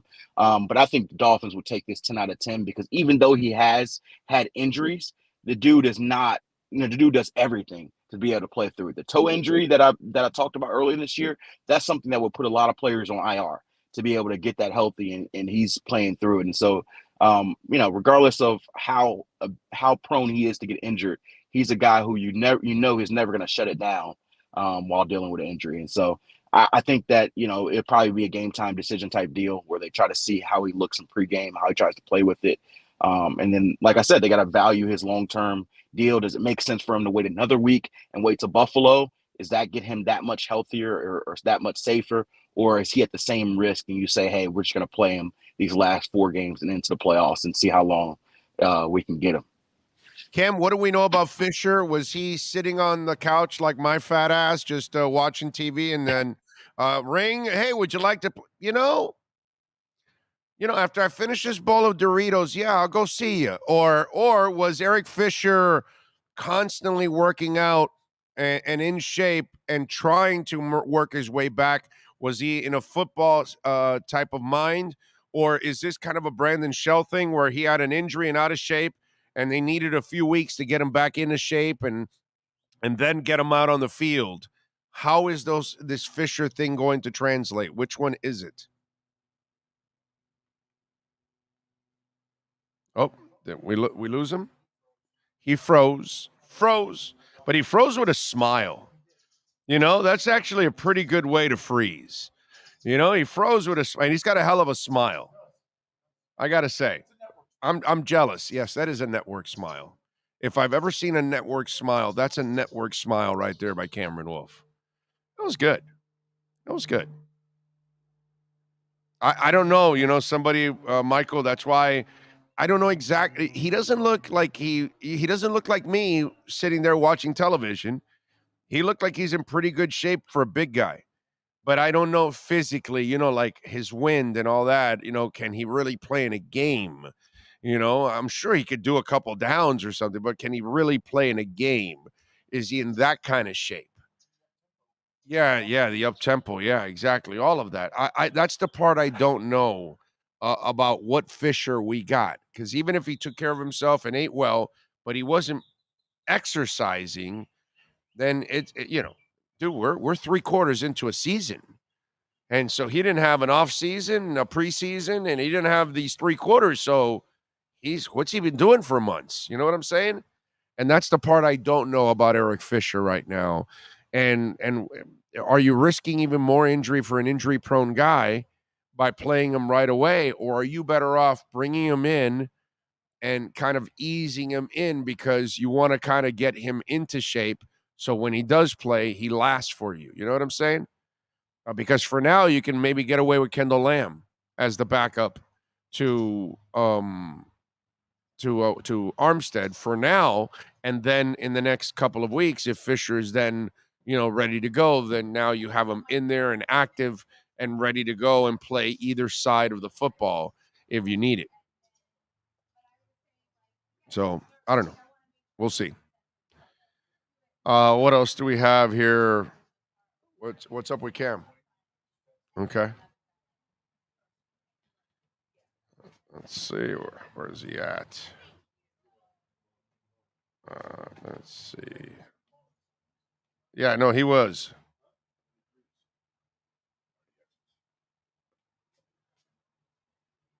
All right. We will try to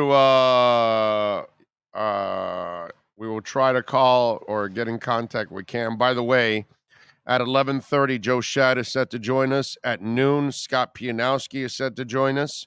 At 12:30, Marcel Louis Jacques will stop by.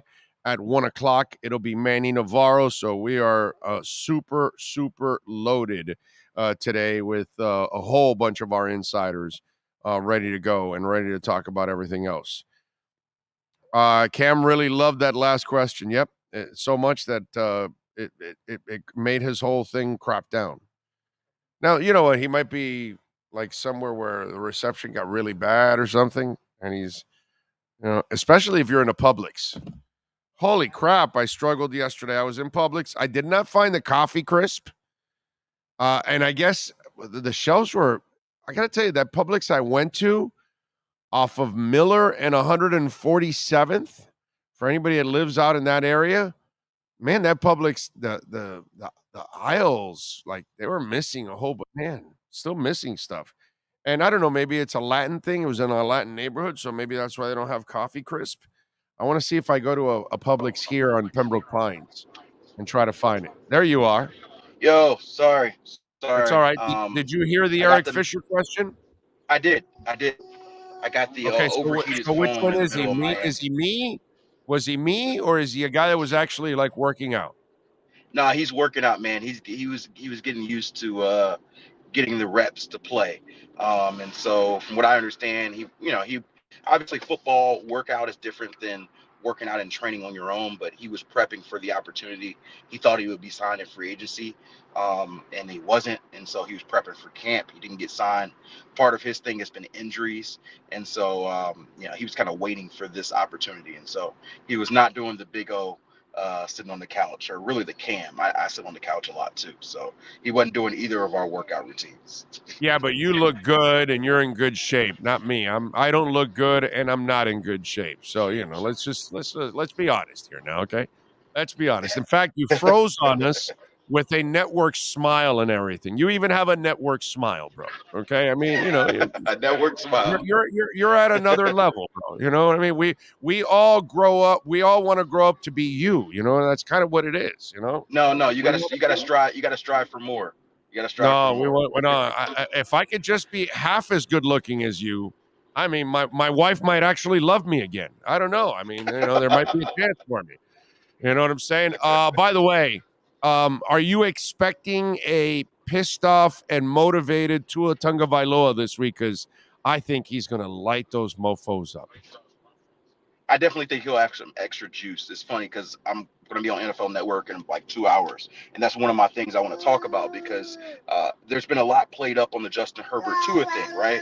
Because obviously the number 5 pick, number 6 pick, we talked on the show about how, Chargers fans have said, oh, we got the better quarterback. Now Tua's having the better year, right? Tua said Wednesday, I'm not worried about any of this. You guys can talk about it. But as we've talked about with Tua before, Tua has heard these things. And although he plays I don't pay attention to it, he hears it.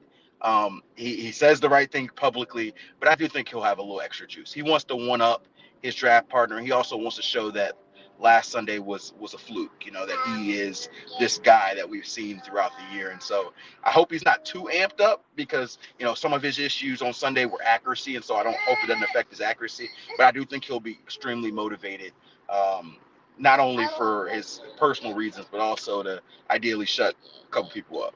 And not only that, I think Tua works well with anger and frustration motivation. This other motivation was this love he has for his coach now that has backed him up. And I just think he pressed a little too much in that game. But the when you doubt him, when you throw the negative shit at his ass and all that kind of stuff, I think that's what motivates Tua. I think those kind of things make him focus a little bit more. You know what I mean? Like if you tell him he can't do something, that's probably when he's probably at his best, focusing in. And I think that's what you're going to get this week. I think you're going to get a really focused Tua, just like the following week against the Bills. They are the measuring stake. You guys aren't. They're the Super Bowl contenders. You're not. This, that, and that's the kind of stuff that motivates him. This other stuff was nothing from the periphery. It was all from within. It was his heart that wanted to please his coach. And I think that's why it just went awry. You know what I mean? Which has happened to all of us, dude. By the way, if you did it in front of your dad or a younger brother for the older brother, or any kind of sibling that raised you and you wanted to impress them and you wanted to get an A on the test and you ended up getting a B or C or something. It happens to all of us at one point or another in our lives. Yeah, it does. And the other thing that'll honestly help Tua, like, we all know about the comfort and confidence. That's what really helped him have the year he's had. He's also going to be playing a defense that is a lot worse than the 49ers. Like, the reality of it, like, regardless of Tua being better, like, I think he'll be better than he was. But I also think that his competition will be worse. The 49ers have the best defense in football. The Chargers are 30th in scoring defense. The 49ers have Nick Bosa and Fred Warner. The Chargers, their Bosa's injured. And now Derwin James has been banged up with a quad injury. And so this defense had 0 sacks last week against the Raiders. And I think that Tua will feel a lot more comfortable just facing the Chargers defense versus the 49ers defense. That'll play a role as well. Any other injuries we should be concerned about at all for the Dolphins? I saw Tyreek Hill popped up with a illness yesterday. He'll be fine. He missed practice because of it, but I know he's a big name and some people will be alarmed, but he from what I understand, he should be good for Sunday. Jalen Waddle already told us that he was going to be good, but he was full participant at practice yesterday. So he has a leg injury, but he should be good to go as well. And so those are really the major ones to watch out from. Beyond that, it's just whether or not Teron Armstead is able to go. And like I mentioned, I think it'll probably end up being a questionable diagnosis.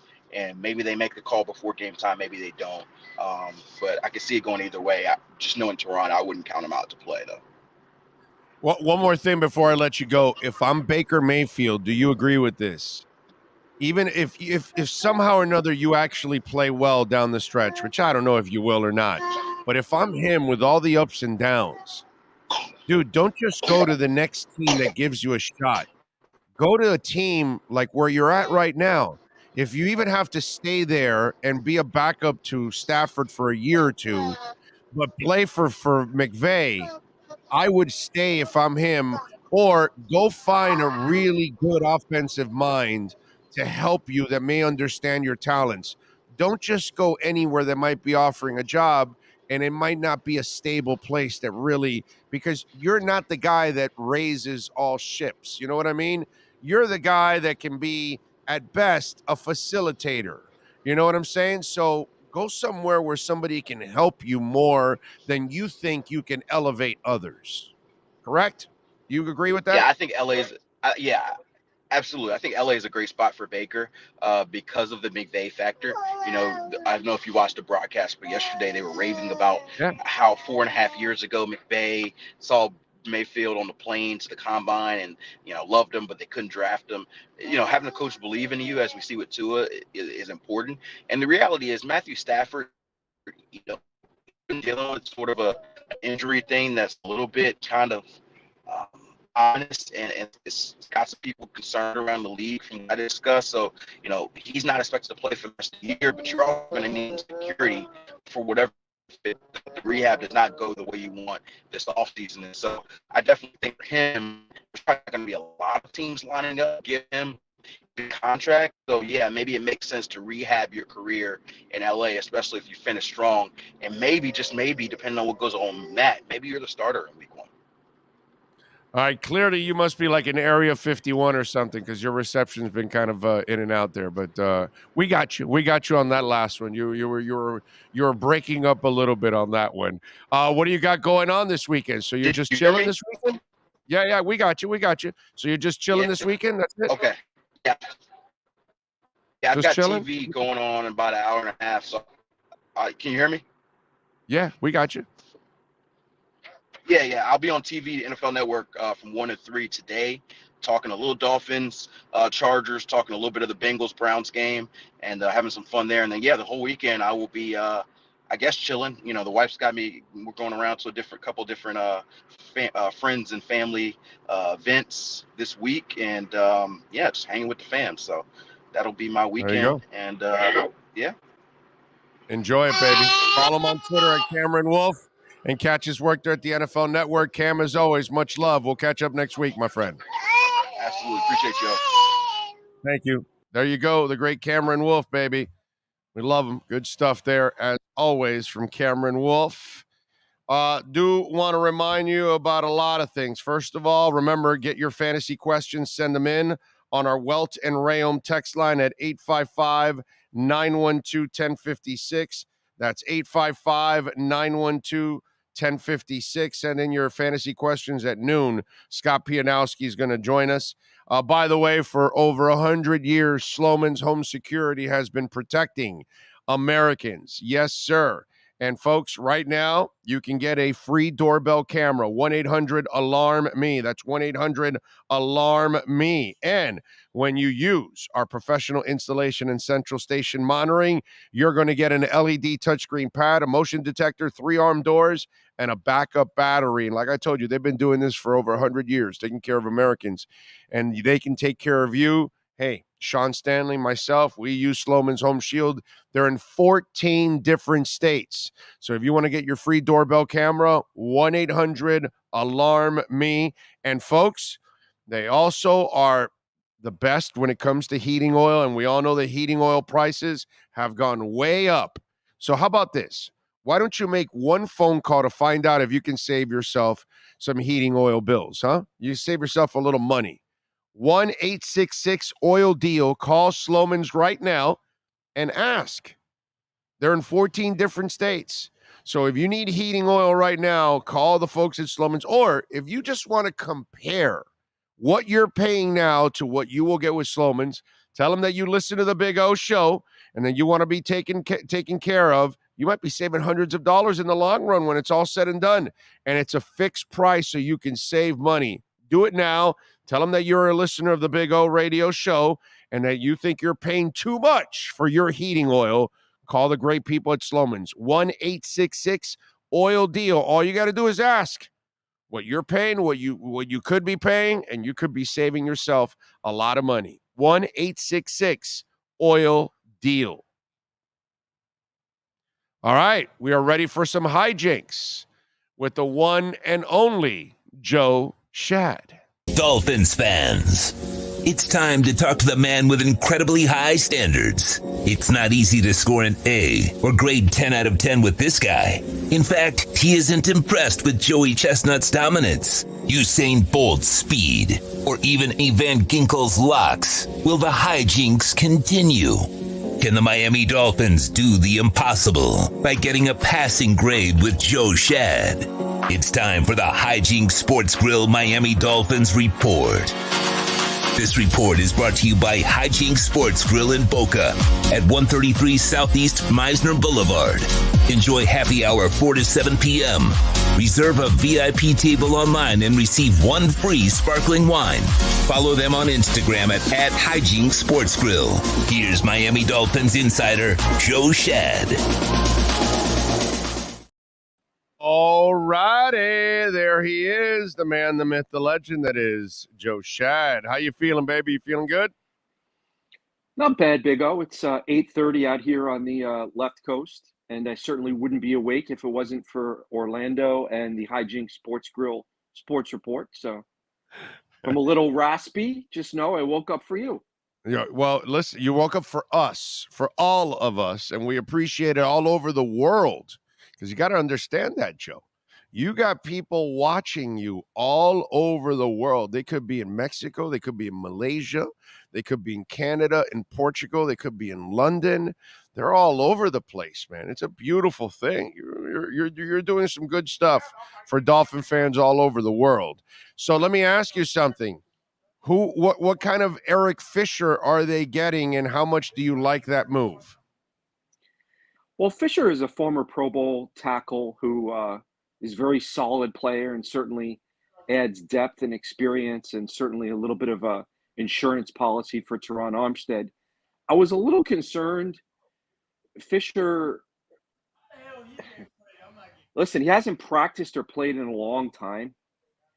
And I don't think he's going to play this week unless absolutely necessary. Maybe he's not even active. It's going to take a little bit of time, but you know, I like it as an insurance policy. I think he's primarily the left tackle insurance policy, but, you know, he can play right tackle if absolutely necessary. And then I was a little, you know, concerned by what I saw from Armstead yesterday. You know, he talked about how the toe injury is going to hurt him all year and how he is putting himself at risk if he tries to play through the pectoral injury, but he's been working with a brace. And he thinks that with some specific range of motion and technique, he can reduce the chances of a full tear. I don't know. It's tough, right? Because you don't want to see the guy hurt himself worse. Right. And you want to give him every chance. The problem is we don't know how bad. We don't know how bad the tear is, Joe. And, you know, in my history, at least, I've watched guys play with the harness and be successful with it and last throughout the year. Of course, they're not themselves, but they become, you know, still serviceable because great players can do those kind of things. So the harness also limits your movement too, to try and avoid you tearing that thing completely. So I've seen offensive linemen or D linemen actually play with harnesses for the remainder of seasons. So it can be done. And you're right. The concern is, could he tear it all the way and then it just becomes a long rehab process and you're probably losing maybe for parts of next year too in the whole deal. But that's the whole question. We don't know how bad that tear is. That maybe it is still worth the gamble, and that's where you and I will never know. We'll kind of just find out. Look at the toe injury. The toe injury might have put a lot of people on the shelf, and yet somehow or another, he finds a way to play every damn week, bro, and play pretty well too. You have to respect this guy for being a warrior. Yeah, man. For wanting to play. And he's played through a lot of injuries. He said, listen, one day I'll reveal the list of all the injuries I've played through. And some people, will knock him for that. Will say, well, you're injury prone. You're always hurt. You've missed a number of games. But we also have to give him credit for trying to play. I just like the person and respect his impact on the entire offense and offensive line. And so, I'm a human being. He's a human being. I worry for him. I want not only what's best for the Dolphins on Sunday, but what's best for the Dolphins against the Bills. What's best for the Dolphins against the Patriots? What's best for the Dolphins against the likely first-round opponent in the playoffs? Right. And I know these decisions are not easy. And I know Mike McDaniel cares about his players, and they got to lean on the doctors. Yeah, and the screwed up part is... it was reportedly a grade 2, which is a sort of a middle of the road. You have the 1, 2, and 3, and this is reportedly a 2. Okay. And the screwed up part is that if you look at it, you're playing a lesser defense this week. And to be quite honest, without Armstead, they gave Tua more than enough time to make his plays. And just Tua didn't make them. That's all. To me, it was all on Tua last week. He had a whole bunch of open guys that he normally hits, and he just did not hit them. And so you really look at it, you could probably get away in this game without him. If you really wanted to, you're not facing Bosa, bro. You're not facing a badass defensive line right now. They're not sacking people left and right at this point. You could actually coast through this game without Teron Armstead.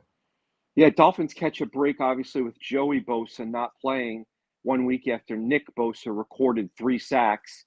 And those sacks were not really on the offensive line. There was a stunt. There was a stunt. There was a coverage sack. There was, two running backs. Give me a break. Come on, dude. That was terrible planning on their part. That was coaches putting, as much as McDaniel put Tua in a position to succeed last week because his receivers were open.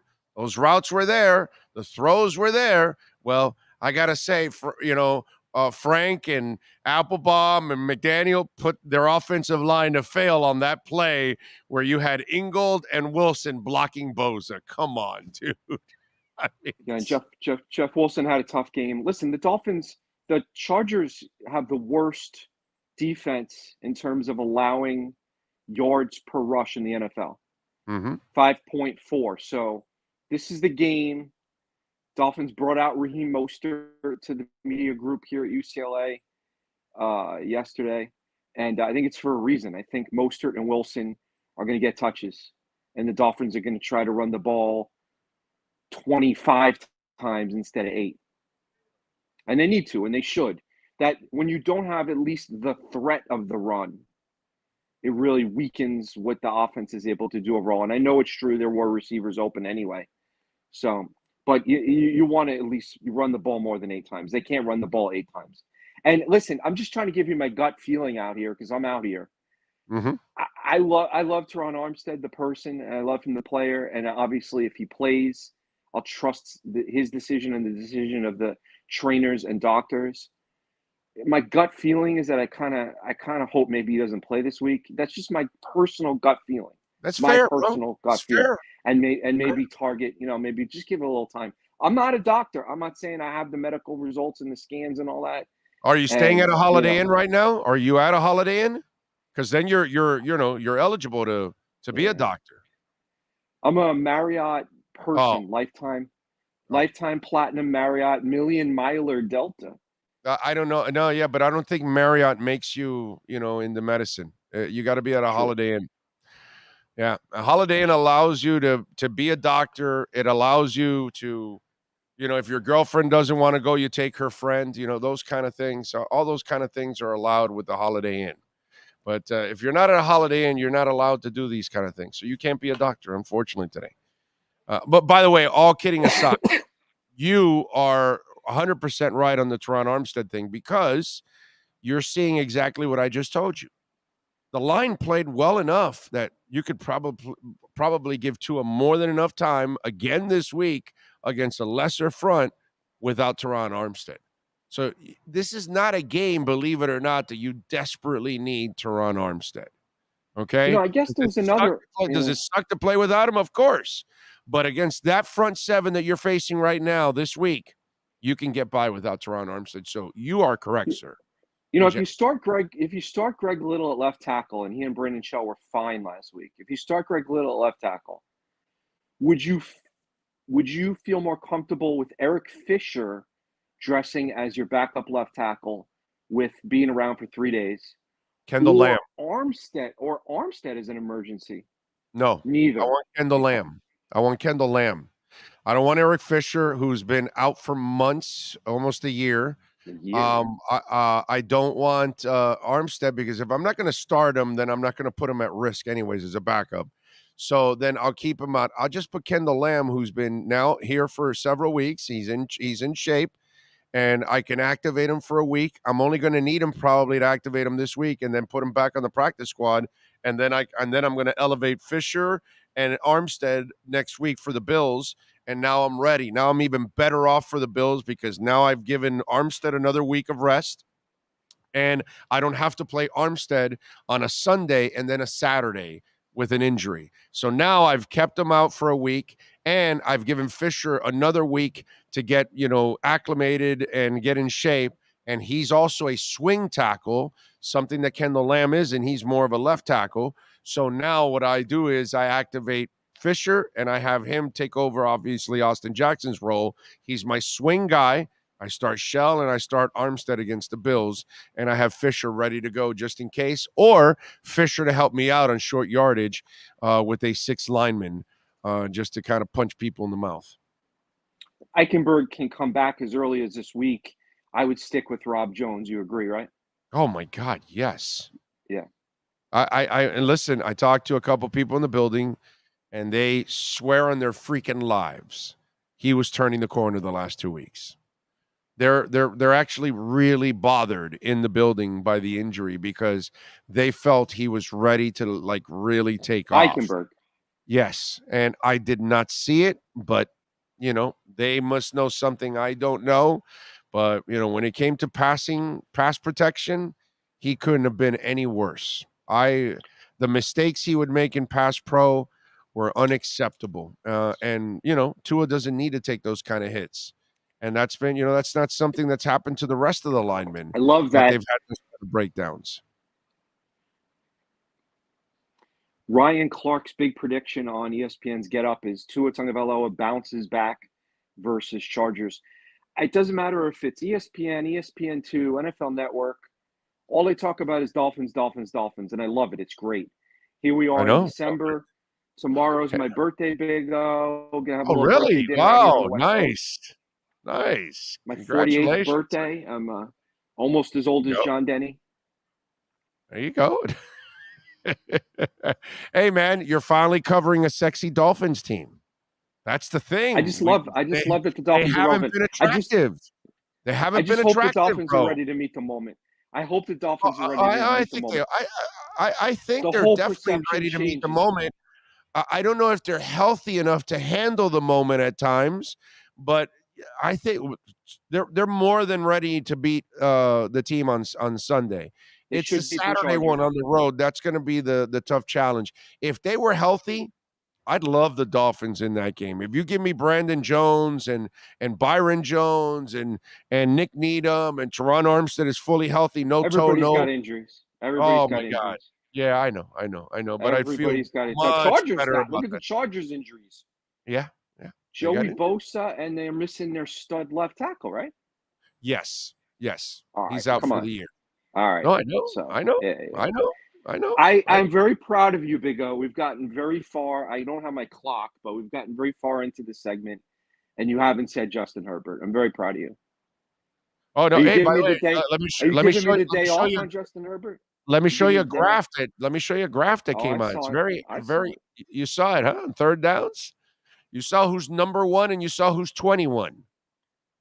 Unfortunately, it was 0 for 7 last week, but that was an aberration.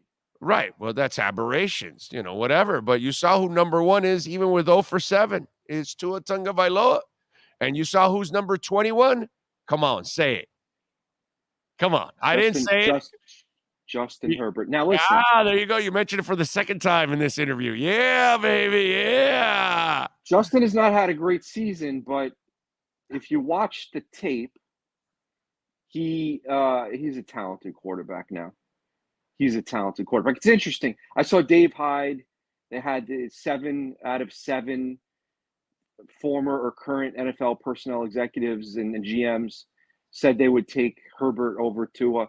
Now, one guy, Bill Barnwell at ESPN, did a redraft and put Tua ahead of Herbert and Jalen Hurts. Would you put Jalen? See, we don't bring Jalen. No, I would not put Jalen Hurts. Jalen Hurts ahead of Tua in a redraft. A lot of people. It's a popular thing to say on TV. Well, yeah, because the problem is a lot of the people on TV are just prisoners of the moment, or they're doing some fucking shtick, and that's the problem. Instead of actually just giving an opinion that you really believe in, no, let's just do stuff to stir things up. But there's no way you put Jalen Hurts in front of them. It's just because the Eagles are really good right now as a team, and Jalen Hurts has played absolutely terrific, but he is not the passer that those guys are, that Burrow, that Tua, that Herbert are. You know what I mean? Now, I still need to see some of those clutch-like moments for Herbert a little bit more, but I still would take Herbert over Hurts because Hurts still has to get over that hump of being a passer where he stays in the pocket and wins. The guys that have to run, Justin Fields, Lamar Jackson, Jalen Hurts, the guys that have to run in order to beat you, I always put those guys behind because look at where Lamar Jackson ranks on the, what was it? Lamar Jackson is number 28, and Herbert's 21. But Lamar Jackson, why is he 28? Because he relies on his legs. He doesn't rely on his arm. And so that'll be my problem with Hurts and with Justin Fields. If those guys don't learn to beat people from the pocket, Joe, it's only a matter of time before somebody breaks them in half. He appears to be an improved passer. In college, I haven't watched a lot of him in the NFL, but in college, he was not a great passer. He appears to be an improved passer. Hey, every Friday morning, I send out an email to those who sign up for free. It's called the Dolphins Pulse newsletter. And in today's newsletter, and I encourage our viewers to sign up for it, just type in Palm Beach Post newsletters and then click down on Dolphins Pulse. It's free. And I just send you my thoughts on Friday morning. And this morning I wrote about my impressions of Tua and how he's doing a really nice job. He seems to me to be kind of relaxing in these press conferences, and he's doing a real nice. Just wanted to point that out, that I think he's in a good mental state and a good mental place entering this ball game, despite what happened last week, and that he's doing a nice job in these press conferences the last 4 or 5 times out, really, engaging with the reporters like me, looking us right in the eye, giving us more expansive answers. And so I just wanted to point that out from a news media journalism perspective to his press conferences, being a little more open. I think it's good. I think he's showing who he is behind the scenes. Or he's allowed on camera. Yeah, he's allowed to show you who he is. But you got to do it too. He's not really in college under the whole structure of Saban and all that, and then he's obviously not with Flo, who, come on, give me a break. You know what I'm saying? So this McDaniel allows people to be themselves. Smiling, making jokes. Now you actually get to talk to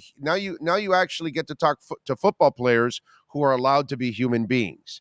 And this is why you get to learn and know Teron Armstead and why he's such a cool cat, or any of these other dudes, even Javon Holland is, and he can be very dodgy of the tough questions, but he's a good dude. You can tell, and you get to see people for what they are. Jerome Baker will talk to you pretty openly and stuff. Without Flo, it allows you to do your job and allows us to be able to read, much more colorful articles compared to the boring ass, black and white crap that you had to write, that it was either or, and there was no perspective. There was no personality to it or anything. It was just lame, bro, what you were covering before. It's not your fault. It's just the environment. Yeah, I mean, I don't know if your viewers care about this, but I just on a personal note, when I was telling Teron Armstead about my eye situation with the eye surgeries and the retinas and everything, he was really genuinely, sincerely interested and empathetic and wanted to learn more. And I really appreciated that, He's a good dude. I want the viewers to know this guy's a good player and a really good person. Yeah, that was known about Teron Armstead. His only knock is staying healthy, bro. That's only been the knock on him. That's the reason why people stay with him, because he's a character human being. On top of all of that, it was while I know his wife was a big old question mark, but when Brent was here and when they signed him with the Achilles, and people were worried, I said, you don't have to worry about that guy. He'll come back because he's a pro's pro. He takes his job serious. And there's just some guys you can trust because they're going to be professionals all the way through. And he was one of those guys. You know what I mean? So, yeah, I'm with you there. All right, what's the prediction? What happens on Sunday night? Our Wi-Fi connection is I hope you can hear me. Our Wi-Fi connection is a little unstable. It could be on my end. Hard to know. Yeah, probably is. I do think the Dolphins are going to win on Sunday, and I do think Tua Tagovailoa is going to bounce back. Okay. All right. So Joe has got him winning and Tua bouncing back. I like it. You are kind of freezing. Joe, go enjoy the weekend. We will talk to you post-game Sunday night. Follow him on Twitter at Shad Joe, and make sure you subscribe to the Palm Beach Post. He is frozen. There he is. Joe, go off and get into some hijinks. All right? We love you. There you go. Take care, buddy. You got it. The great Joe Shad, down the stretch freezing, but we love him. And by the way, go to hijinks. It's right there in Meisner Boulevard. All right, right there where the amphitheater is. It's right down the street right there, man. And let me tell you, it is the best looking sports bar in South Florida. Okay. The waitresses there and the bartenders are either current or former Dolphin cheerleaders. I am telling you, it is the most beautiful sports bar you will ever see, because you're like, wow. And wow. Okay.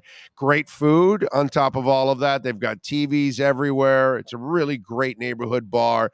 They've got tables on the outside too. So if you want to sit outside in beautiful Boca and right there on Meisner Boulevard and watch the beautiful cars drive by and relax and enjoy, you can do that. If you're going out for a concert or something, or if you want to go Sunday night to watch the games, you want to watch Sunday games, or if you want to go for the Dolphins game, go to Hijinks, man. Check it out. So if you're in the Boca, Palm Beach area and you want to see what the most beautiful bar looks like, by the way, if you don't believe me, go to Hijinks Sports Grill on Instagram.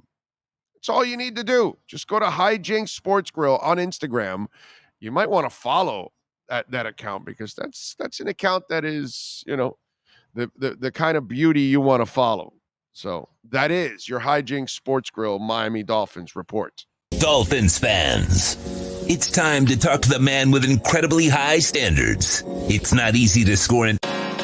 This has been the Hijinks Sports Grill Miami Dolphins report with Joe Shad. This report is brought to you by Hijinks Sports Grill in Boca at 133 Southeast Meisner Boulevard. Enjoy happy hour from 4 to 7 p.m. Reserve a VIP table online and receive 1 free sparkling wine. Follow them on Instagram at Hijinks Sports Grill. And by the way, for those of you out there, I get it. The whole thing about if Herbert was on the Dolphins, that he would be having a good year. And as Sean said right now, it's funny how there's always a double standard with Tua, except for me, of course. Right? No, didn't I say that if you put Tua on the Vikings, he goes farther than Kirk Cousins? Didn't I say that if you put Tua on the Tennessee Titans, he'll take them farther? Didn't I say that if you put Tua on the Rams, they win the Super Bowl? No difference, or better in other places? Didn't I say that? So it's funny how, but I'm the only one that says that. Nobody else is saying that. And so all the people bring up, well, Tua has the advantage now of Mike McDaniel. Well, didn't Herbert have the advantage the last couple of years of having the much better offensive talent? Now kiss my ass. You got to go through the bad and the good. That's why you're 21-23 through the bad and the good. And guess who's 21-10 through the bad and the good? 21-10 through the bad and the good. Tua, 2 bad years, 1 good year. Herbert, 2 good years, 1 bad year, right? Because he has all the injuries this year. He's 21-23. Suck on that, man. Suck on that. That's how I would spin it then after. Don't spin it on when he would be here or that guy would be here. Let's just go with the 3 years combined, okay? 2 shitty years for Tua that he doesn't have any weapons, and Herbert's had weapons for 3 straight years. And by the way, he'll have weapons again this weekend because he'll have Keenan, Mike Allen, Mike Williams, and he still has his running back. Whether they're playing well or not, that's their problem, not mine. All the excuses are made for everybody else except Uno. And then I'm the one that spins it, and now it doesn't look so crazy, huh? When I say that if I put Tua in Kirk Cousins' place, Minnesota would be better. There was one more that I also said. I said Minnesota, Tennessee, the Rams. I'm missing one. There was another situation that I put that it's a quarterback that and Tua would be better. It's just that he's in a good situation. I forgot which one it was. There was one more, man. But, that's the way I look at it. What can I tell you? That's all right. What are you going to do? Cutter's Edge Pro, by the way, they do it all. And I love when I pull into my home now and I see that big, beautiful palm tree now that is opened up and spreading all that shade all over. And then, the landscaping up front, just making the house look so much better. And then in my backyard, I get to relax. And I've got all kinds of trees in the back and another big, beautiful palm tree. And so it just, it brings down the temperature too. It might be hot, but when you have enough trees, it adds a lot of shade and all that. And it really just creates a nice atmosphere. And we added synthetic turf. All right. When you add that artificial turf, for the dogs, it is awesome. They don't bring any mud. They don't bring any dirt in. They don't bring anything. They don't bring nothing because there's nothing to bring in. And it's also very manageable. You don't have to cut the grass ever.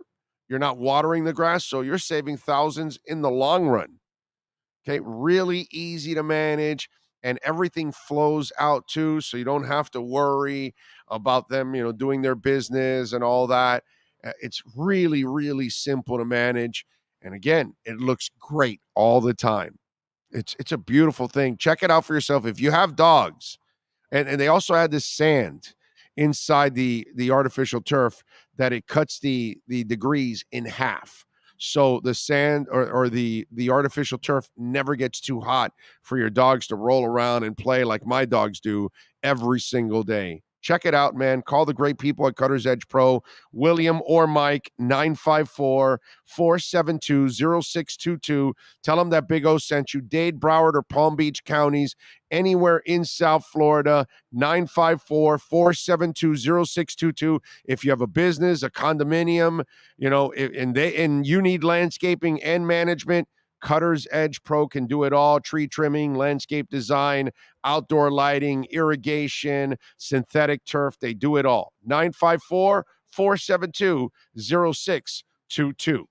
All right, let's start hour number 3. Get those fantasy football questions ready. Send them in on the Welt and Rayom text line, 855-912-1056. That's 855-912-1056. Scott Pianowski starts hour number 3, answering your fantasy football questions. Welton Rayom has more than 62 years of litigation experience handling insurance disputes. They're committed to resolving even the toughest insurance claims quickly. Call them for a free consultation. 954-966-4646. At Welton Rayom, they don't get paid unless you win. Property damage claims to your home, business, or condo as a result of a hurricane. Welton Rayom can help.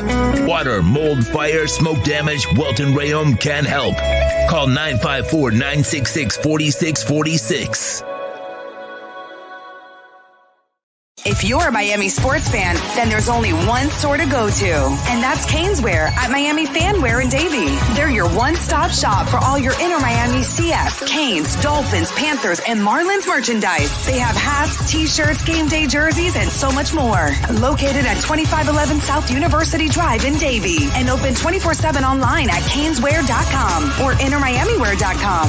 Call them at 954-835-5597. Caneswear, the spot where Inter Miami and all Miami sports fans shop.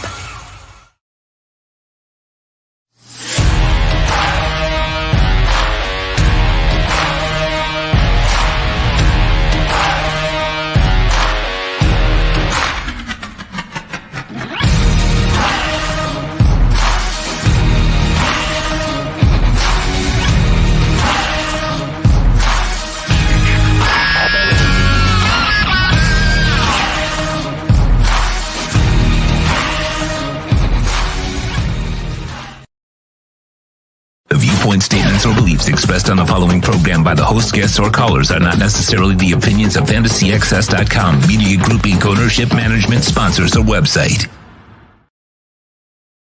PPR, Draft, Keeper, Dynasty. It's the Sports Grill Fantasy Football Zone with Yahoo Sports' Scott Pianowski. Keep up with your fantasy football teams by visiting any of the 8 great Sports Grill locations. Sports Grill, good food, good drink, good friends. Here's Scott Pianowski. All righty, there he is. We just caught him. He just picked up Baker Mayfield right now. Right, Scott? Is that what you just did right now? Oh yeah, Ben Skoranek is going to lead me to the fantasy glory, to the championship. But what a choke job from the Raiders, man! What a choke that was. Well, wait a minute, but that's what they do, right? 4 times this year, 13 points or more. They've given up 4 of those leads this year alone, dude. And probably living right the last couple of weeks, winning overtime games, and reminding us who they were, just another mediocre team. I thought before the season, we know when you analyze the NFL, you're going to get a ton of stuff wrong. I thought the AFC West was going to be where the action was. I thought Russell Wilson was going to be good. I thought Derek Carr was going to have a great season. I thought 3 teams in this division might make the playoffs. Obviously, that's not going to happen, and the Chargers haven't been good either. I had the Chargers going to the Super Bowl. That's not going to happen either. The Chiefs have showed up. The rest of the NFC West is still somewhere and stuck in traffic. Yeah, dude. I mean, it's the AFC West has been an absolute disaster compared to what a lot of people thought it was going to end up being. You're right about that. But all right, we got all kinds of fantasy questions to get to, and I would imagine I think you got Tua right in some of your teams. I would imagine you're expecting a monster, because I think he's going to light it up this week. I think he's going to have a monster week. Yeah, I'm really motivated. Really excited. That's a Sunday night game. And again, underscoring how bad the Broncos were this year, that they actually forced NBC to not want to televise Patrick Mahomes. They said, get this guy off my television. So we get the Tua game, the Herbert game. I think both offenses are going to show up, and I'm not too worried about what we saw last week. Obviously, the 2 tackles didn't play, and the Niners have a very good defense. Tua still got numbers, right? I mean, the long completion to start the game. Tyreek Hill had a big game. But I think they're going to be throwing haymakers Sunday night. So get your popcorn ready and get your guys active because there's going to be points. Yeah, I don't think Tua will be missing all the people he missed this past week. That was an aberration for me. If it starts happening again, then yeah, maybe I can start worrying about, oh my God, are these the yips here for this kid? But I just think this is one of those moments where anybody has an off moment. For sure. I mean, Josh Allen, had his lunch handed to him by the Jets a few weeks ago. Mahomes just lost to Cincinnati last week. The Eagles aren't undefeated. I mean, everybody has weeks like that. Minnesota got their doors blown off by Dallas maybe a month ago or something like that. It's just the NFL. You're going to have it's such a long physical season that there's going to be ebbs and flows. It doesn't make sense. I wouldn't want a team to go all out and to have its best performance every week of the season. It doesn't make physical or mental sense. There's going to be highs and lows to the season, and last week was one of them. You're glad it was an out of division game, out of conference game. If you're going to lose a game, those are the games to lose. Obviously, they have a lot of AFC East games coming up, which has turned into the best division in football. The Patriots are the worst team in the AFC East, and they're probably an average team right now. The Jets are a lot more fun with Mike White at quarterback. Garrett Wilson looks like a stud. Obviously, Buffalo is a prime Super Bowl contender. Miami's going to the playoffs. So, all that stuff I thought was going to happen in the AFC West, it's turned into the AFC East is the place to go. Although, man, could the Patriots be any more boring? They have a good running back, and that's it. You don't want to play anybody. I mean, maybe you'll play Hunter Henry on Monday night because Arizona can't cover the tight end, but Mac Jones, I think, has played once all year. It was that Minnesota game, and that was more about Minnesota's defense being bad. But so the Patriots, it's just weird for the Patriots who have ruled this division for so long. I mean, not the last couple of years, but they are about as vanilla as it gets. I'm not touching that. I have Stevenson in a couple of leagues. That's great. Again, Henry against the Cardinals. I'm here for it. They have nothing else you can use for fantasy. I'm with you. All right. If you guys got some questions, time to send them in here on the chat board or, of course, on the Welt and Rayom text line. That's 855-912-1056. Let's see. Let's go with Chad first. He's got a flex. Mostert, Pirine, Ayuk, or Devontae Smith? I would go with Pirine if Mixon is ruled out again, which we'll have to see what happens with the Friday practice. I think Mixon will probably play. Otherwise, Mostert looks really good against that Chargers defense that cannot stop the run. They can't stop a nosebleed. They're 5.6, 5.7 to carry, something like that. I forget what the number is, but it's gaudy. Everybody has run on the Chargers. They have all sorts of scheme problems, all sorts of injury problems. So I would lean Mostert there unless Mixon's out. If Mixon's out, then Pirine, I think, is an easy play. Joey's asking, I took a risk and started Cam Akers since Kenneth Walker's hurt. I have Jeff Wilson Jr., Damian Pierce, that is, James Cook, and Ricard White on my roster. I need two of them to start this week. Probably White and Pierce for me. Fournette not going to practice Friday. Now, again, the Niners are a horrible draw, but they'll throw the ball to White. He had the game-winning touchdown last week, and I know Houston's an offense you don't want to go near, but Pierce still will get double-digit touches. I hate not saying yes to Wilson, but after a week where he hardly played, I know the matchup's totally different this week, but I just need to see him back in the circle of trust before I use him for fantasy. So White for sure, and I would also use Pierce. All right. Brandon's asking Bam Knight or Travis Homer. I like Bam Knight. I think he's their best back, and even when Carter is expected back this week, Buffalo's a tough matchup, of course, but yeah, I give the Jets credit. When Knight's first action came where they just said, you know what, James Robinson, you're not good enough. We're just going to sit you out. You're not hurt. You're a healthy scratch.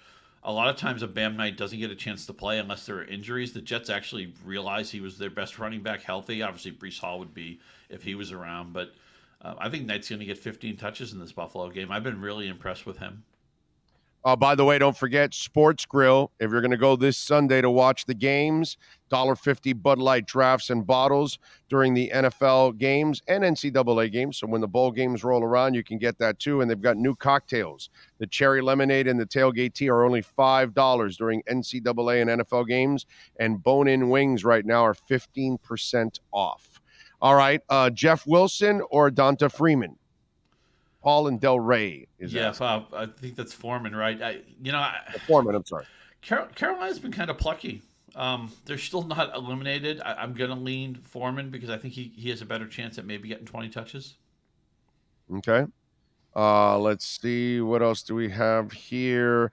Do you think Mason and P. Ryan are worth holding on in case if injuries to Mixon and CMC?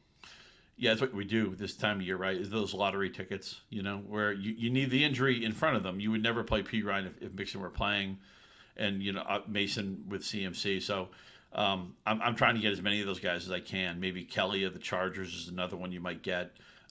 Alexander Madison's probably rostered in a lot of leagues, but not every league in Minnesota. Those are the types of guys you want in your bench right now. So for sure, if you can hold them, and I realize there are 6 teams that don't play this week, so you may not have that luxury. You may have to drop some of these guys because you need to win this week. But if you don't, get as many of those lottery tickets on your bench as you can because they may be starting for you in the fantasy playoffs. Running back is the most injured position we have. So those are very important players to have if you can roster them. All right, and easiest way for us to find these questions is obviously on the Welt and Rayom text line, 855-912-1056. Let's go to that, 855-912-1056. Christian Watson, or should I try to move him? Is Christian Watson legit, or should I try to move him? They're being asked. Yeah, I think he's legit. Unfortunately, he doesn't play in Week 14. One of those 6 teams off are the Packers, but man, they're scheming him touches. I mean, he's got touchdown run lately. He scored touchdowns in 4 straight weeks. We know it's hard to get into the Aaron Rodgers circle of trust, but Watson's in it right now, to the point that I actually dropped Allen Lazard in the league, who was ostensibly their number 1 receiver most of the season. But I need to win in a certain league, and I didn't want to drop Lazard. I had to. But it's in part because I think Watson's legit, and we see it a lot. It's a theme, right? Rookie receivers, sometimes they're the slower Draft developing pick, photo. That's right? their draft pick. Look at some of these guys, right? I mean, Burks was playing great until he got hurt last week. Maybe he won't go this week in Tennessee, but Watson was a guy, 2nd-round pick. Garrett Wilson has been really good with Mike White. I think after the bye, the Falcons are changing their quarterback. Okay, Drake London had a big game Week 13. I think Drake London could maybe be a September impact player. Again, he can't December impact player. He can't help you this week because they're on bye, but Ritter can't be any worse than Mariota. I make sure Drake London's not sitting on waivers. It's, again, these rookie receivers, a lot of times it takes time for them to get their feet wet, and then they finish the season on a high, and a lot of these guys are doing it right now. Watson chiefly among them. All right, pick one, DK Metcalf, A. Cooper, D. Smith. I got to play Metcalf. I think it's 6 games in a row where Geno Smith's been over 100 quarterback rating, and their passing game is so concentrated. They really throw just to 2 guys. Also, Lockett's got a 5-game touchdown string. The Seattle offense, man, I wish I could have gotten to Geno Smith before the season, because even if I didn't draft him, I would have Lockett and Metcalf on all of my teams. There's no way I'm sitting Metcalf this week. All right, Peoples-Jones, Pickens, Nico Collins, or Chark? Peoples-Jones is probably the safest guy. I think Chark maybe has a little bit more upside because that Minnesota pass defense is not good. So I lean Chark. I wouldn't mind if you played Peoples-Jones. I just don't think he has a ton of touchdown equity. And Watson looked like a guy who hadn't played in 2 years, right? He was just so rusty last week. Yeah. So, I'd lean Chark, though. Goff's playing at a very high level. The Lions have won 4 out of 5. The loss was a very close game to Buffalo. So Chark's my preference, but I wouldn't mind Peoples-Jones either. Bills or Patriots defense?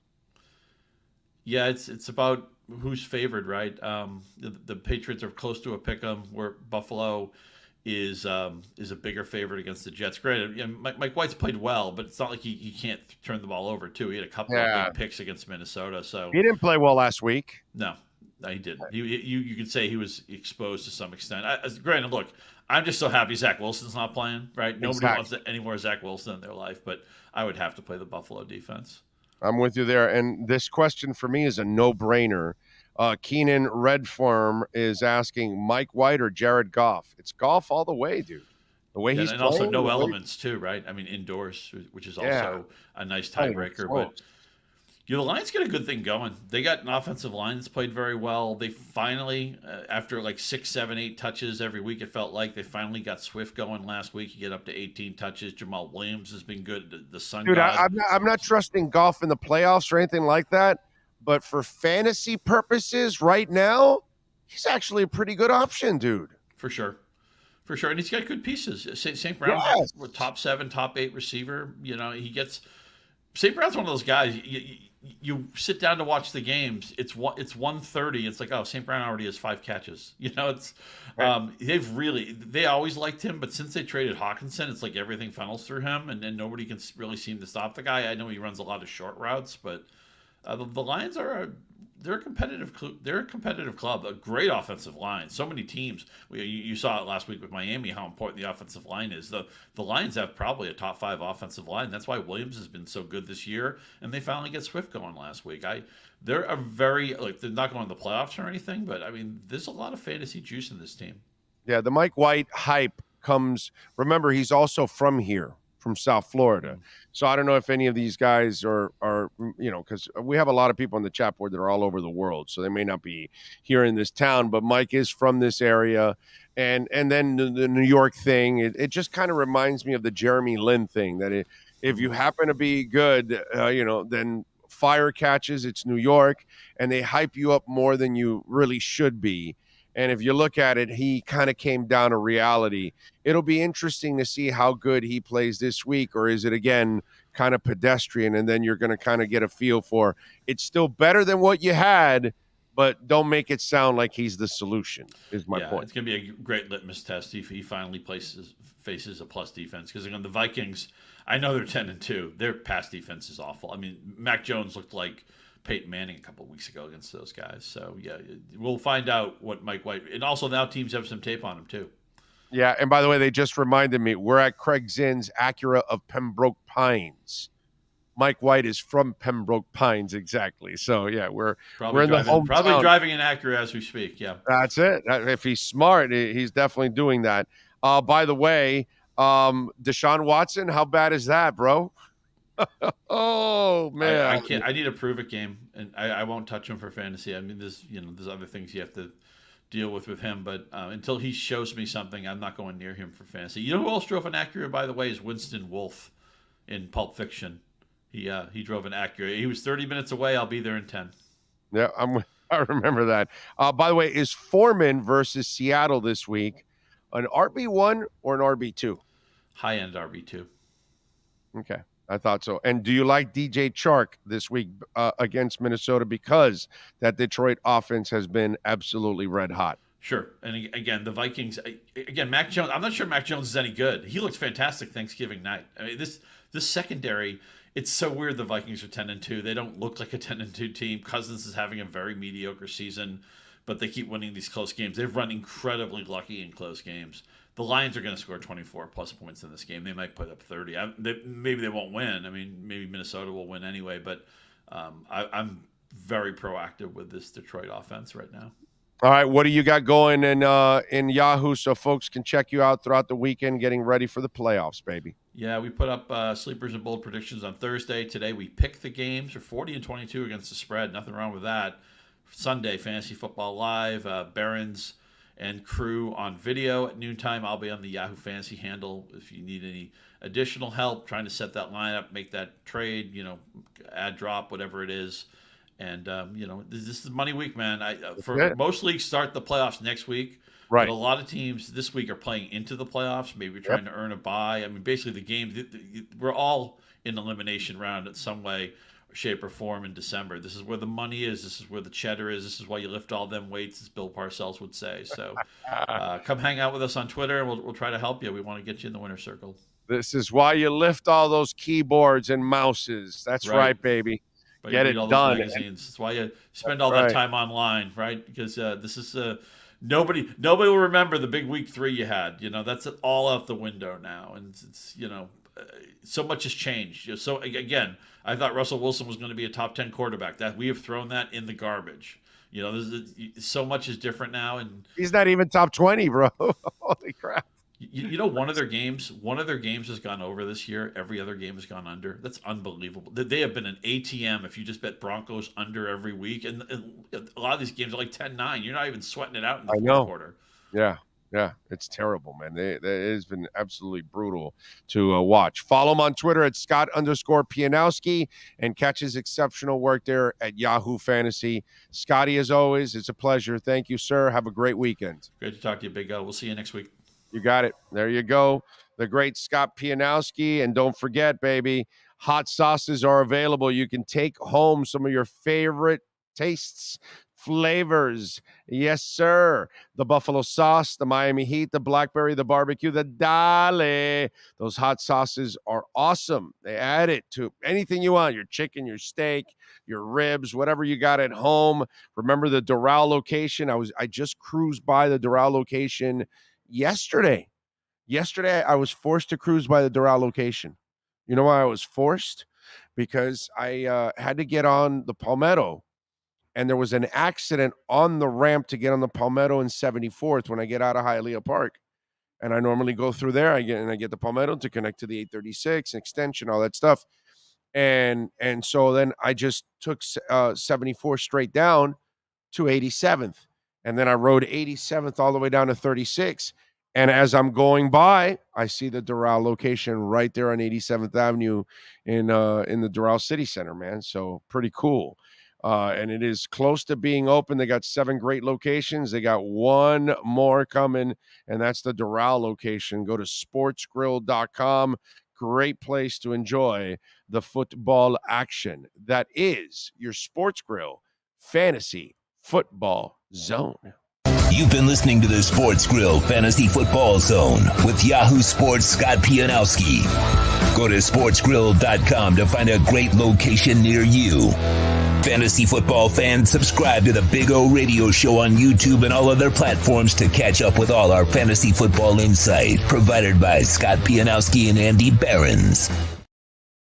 Hey, folks, listen, I don't want you living with pain and discomfort. A lot of us think, you know, man, there's nothing I can do. It's something I've been living with. It's an old injury. It's an old surgery. And the pain and discomfort is not worth it. And right now, folks, we've got 30% off our wraps at redrecover.com. Go to redrecover.com. You don't even have to use the code Big O.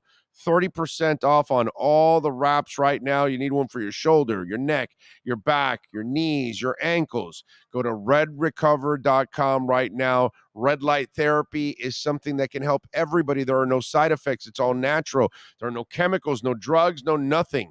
Kids can use it for their sprains and strains. Adults can use it.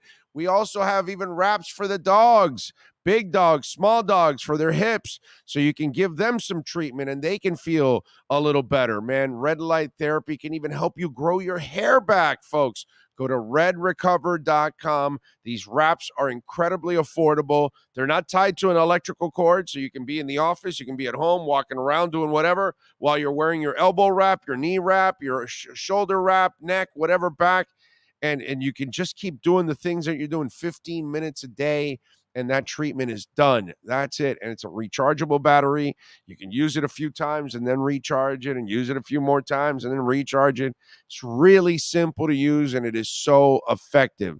Gets the blood flow going in all those soreness areas. Let me tell you something. For those of you that have had an operation and you got that ugly scar and you want that scar to heal, red light therapy can help those scars disappear. Yes, the word disappear is there. Yes. Go to redrecover.com. Check out the video blogs, the regular blogs that they've got there describing and talking about all the red light therapy, the positives of it, the way you can help it to help you maximize your workouts before and after. Doesn't have to be about an injury. Doesn't have to be about a surgery. Doesn't have to be about a scar. Doesn't have to be about losing your hair. It could be just to optimize your workouts so you're sore, so you're not as sore, so your muscles work a lot better during the workouts. You can actually treat it before and after, and it makes an enormous difference. Go to redrecover.com. Great sale going on right now. 30% off. redrecover.com. Right. Dolphins are favored by 3 against the Chargers. Over and unders 52.5. Dolphins minus 170 on the money line. The Chargers are plus 145 on the money line. You know, what was interesting was a graph that was put out yesterday by a gentleman. Let me give that gentleman a love. He's from PFF, I believe, and his name is Marcus Mosher. And yes, he is a writer at PFF, and he works for the Locked On Cowboys podcast. And so he put out a graph of how every QB has performed on third downs this season. The passing yards in the air and the attempts, the passer rating, all of those things on third down. Sean is going to pull up that graph there and going to show you. It's an amazing graph. Why? It's not so much that Tua Tagovailoa is the number one player on third downs in the NFL. His passing yards is 9.5. Second, Joe Burrow less. Enormous difference. Okay? Geno Smith is right behind Joe Burrow from 7.96 to 7.79. Jimmy Garoppolo is just ahead at 8.22. Now, Pat Mahomes is at 11.02. But the difference is on the passing yards and attempts, Mahomes is at 10.21. Tua is at 10.37. His QB rating, Mahomes 111.9. Tua 137.9 QB rating on third down. So that's why overall he becomes number one and Mahomes is at number 5. Is that amazing or what? By the way, the guy he's facing this weekend, Justin Herbert, is number 21. Okay? So Justin Herbert, passing yards and attempt, Tua Tagovailoa, 9.5. And Justin Herbert, 6.73, nearly 3 less yards. Okay? The passing yards in the air, 809 for Justin Herbert, 1037 for Tua Tagovailoa. The passer rating, 82.2 for Herbert, 137.8 for Tua. I mean, that is impressive. Number one on third downs in the NFL by miles is Tua Tagovailoa. Joe Burrow second, Geno Smith 3, Jimmy Garoppolo 4, Pat Mahomes 5, Jared Goff 6, Jalen Hurts 7, Josh Allen 8, Kirk Cousins 9, and Matt Stafford number 10. Some of the notable ones, Ryan Tannehill is at 14. Russell Wilson's at 17. Trevor Lawrence is at 16. Justin Herbert is at 21. Mac Jones is at 25. And Lamar Jackson is at number 28. Third down performance. And by the way, the QB rate, the passer rating of 137.8 for Tua. Second place is 124. Third is 122. Fourth place drops all the way to 112. You go to 99, and that is Josh Allen. He's at number 8. On third downs, Josh Allen is 38 points behind Tua Tagovailoa. Passer rating. Is that nuts or what? So that's why I'm telling you, for those of you that want to overreact about last week, aberration. The kid has been on fire, and I expect him to get back to that this week because now he's got the hate motivation, not that inner love motivation that you want to impress your dad or your big brother or your teacher or your mentor or your coach. And that was a different type of internal pressure that Tua put on himself. And, you know, this week it's all the doubts, and he loves that one. He feeds off of that one. All right, we're ready to go. Marcel Louis-Jacques, baby. He possesses the edge. Time to get the edge on the Miami Dolphins with our Edge Energy Drink Miami Dolphins report. When you want the energy drink that's delicious and smooth with zero aftertaste, you can only order Edge Energy Drink at myedgedrink.com. That's myedgedrink.com. Here's ESPN Dolphin insider Marcel Louis-Jacques. All right. There he is. How you feeling, man? What's going on? Feeling good, man. West Coast dog you? Yeah, just enjoying everything the West Coast has to offer. Beautiful weather. Smog, traffic. I actually been smog free. And I got the convertible. I've been riding with the top down for the past few days. Any car breathing in chases? that good air. Any car chases? Because LA's famous for that, bro. I mean, that's you kind of live for that. That no car chase. Somebody clips your car while there's 8 cops chasing them and stuff like that. I love watching the car chases in LA. Those are classic. No car chase, but I did hear the Dolphins PR staff or comm staff got caught up in a paparazzi firestorm when they went out to dinner a few nights ago. Oh God! I think there was a Real Housewife there or something like that. Oh God! Yeah. But no, man. Honestly, I've been trying to quantify it because for some reason I can put up with traffic more out here than I can in Miami. Like, it's not good out here. Like, it took me 50 minutes to get like 9 miles the other day. I've been to LA a lot, and it is the worst, bro. But LA and Atlanta also. Atlanta is awful. Oh my God! Like, I feel like at least with LA, you might be able to get off and use another, some other boulevard or something to get by. But unless you're, stuck in the valleys and all that. But that's the thing about Atlanta. There's a lot of mountains, and so once you're stuck in those highways, bro, you are stuck. There's no way out. There's no. I feel like that with Miami too. At least going down 95 or Palmetto, like there's not a lot of ways around. Yeah, you're still kind of a newbie in town. There is just for where I have to go. I have to go to Miami Gardens and back downtown. That's usually there's not a whole lot of ways around that. I forget what street I've taken, but I've taken a street all the way down. You could take 27th right off of right out of the stadium down. You could take Northwest 7th right parallel with I-95 at times. You can then, if you're going to the beach, you can then get off and go to Biscayne and take Biscayne down. There's different ways. Biscayne could be a nightmare too. But I mean, if you're stuck in a nightmare I-95, then you go and try to go to those other avenues that alleviate it a little bit more. Sometimes. Yeah, I don't know. Maybe LA is just bigger. Maybe it feels like people drive well out here. I didn't expect that. Like, I'm not getting like cut off by somebody 3 lanes over, no blinker. We are bad here. Yeah, in that sense, we are worse than LA. Bad in Miami, man. Like, with all respect, all due respect. No, I live here. I know, and I've been to LA.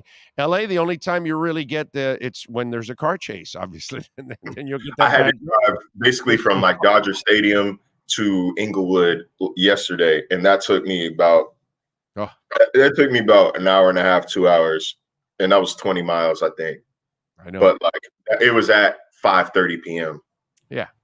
So I was kind of asking for it, but I don't know, just something about it, man. Like, I like driving out here with the top down. Like, I'll sit in traffic just basking in the 60-degree sunshine. Like, you also don't have the humidity. You also don't have the humidity you have here. Yeah, people say it's cold out here. No, this is just what a blessed December is supposed to feel like. Right. Like, if you're 60 and sunny in December, like, that's a good December compared to most places. 80 degrees, 85 and humid is not normal. It's not normal. Like, it's I don't know, man. I'm from California though, bro. So y'all gotta bear with me. No. And I know exactly what you're talking about, bro. I lived in Northern California and I visited Southern California a crap ton of times. I know exactly what you're talking about, and I back you 100% on all of that. We do have the worst drivers out here. There aren't a lot of places that are in the country that I've noticed to have worse drivers than what we have here. It's not even close, dude. It's just one of those weird things that comes with our town.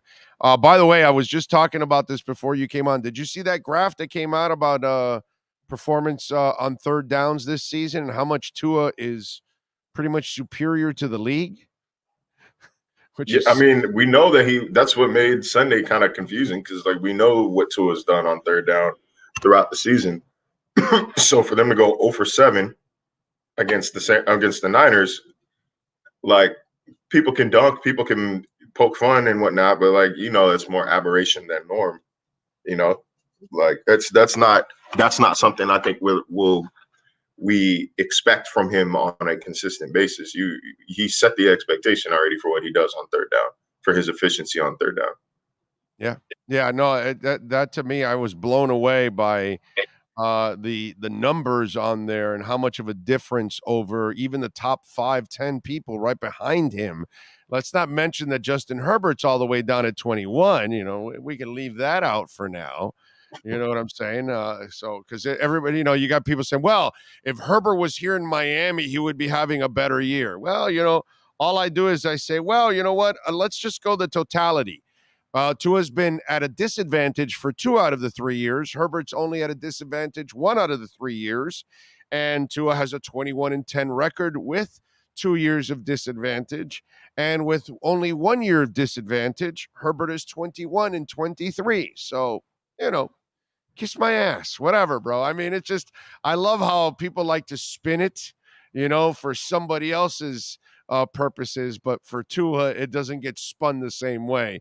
Although I think I told you, like I told many of the other guys, I think last year, I said, if I put Tua in Minnesota, they're better than they are with Kirk Cousins. If I put Tua with the Rams, they win the Super Bowl. If I put Tua with the Tennessee Titans, he goes farther with the Titans than Ryan Tannehill's ever taken him. And some of you, I don't know if you were one of them, but you guys looked at me with a fisheye.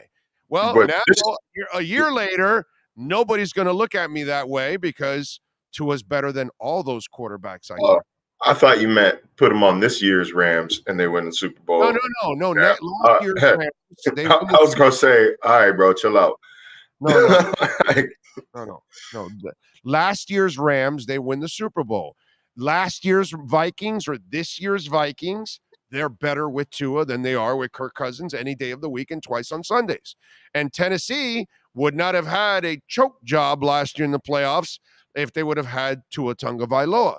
You wouldn't have to it wouldn't have to be Derrick Henry all the goddamn time for that team. Now I don't look like a nutbag saying that, but people looked at me like I was out of my mind last year when I'm saying that.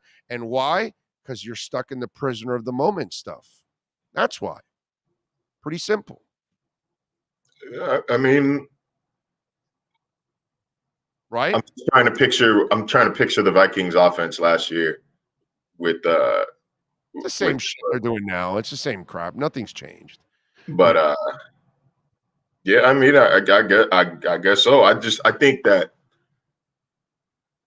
systems do matter, and your surroundings do matter. Your teammates and coaching does matter. Like the swiftness for people to call to a system quarterback, like. Even if he is, like, if he's currently in that system and it's working, then who cares? Like, you think Tom Brady cared if people were calling him a system quarterback when they're winning all them Super Bowls in New England? Like, it doesn't matter as long as you're part of it. Like I say, we are so fixated on attributing all the blame or all the credit onto one entity in sports, when in reality, like, it's one of the cliches they tell us that is actually true. Like, it takes more than one. It's a collaborative team effort. Yeah.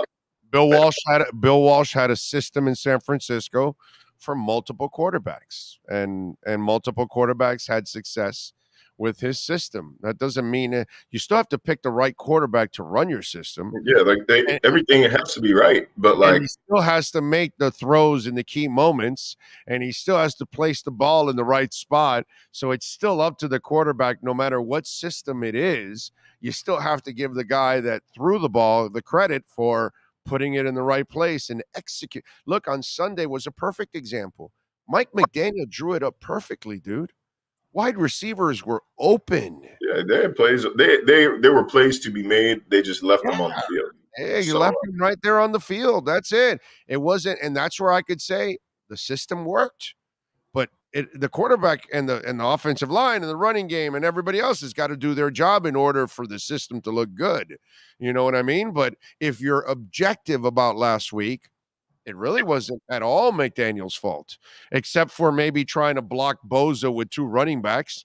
That's where I would throw McDaniel, Applebaum, and Frank completely under the bus. Like, what the hell were you thinking on that one?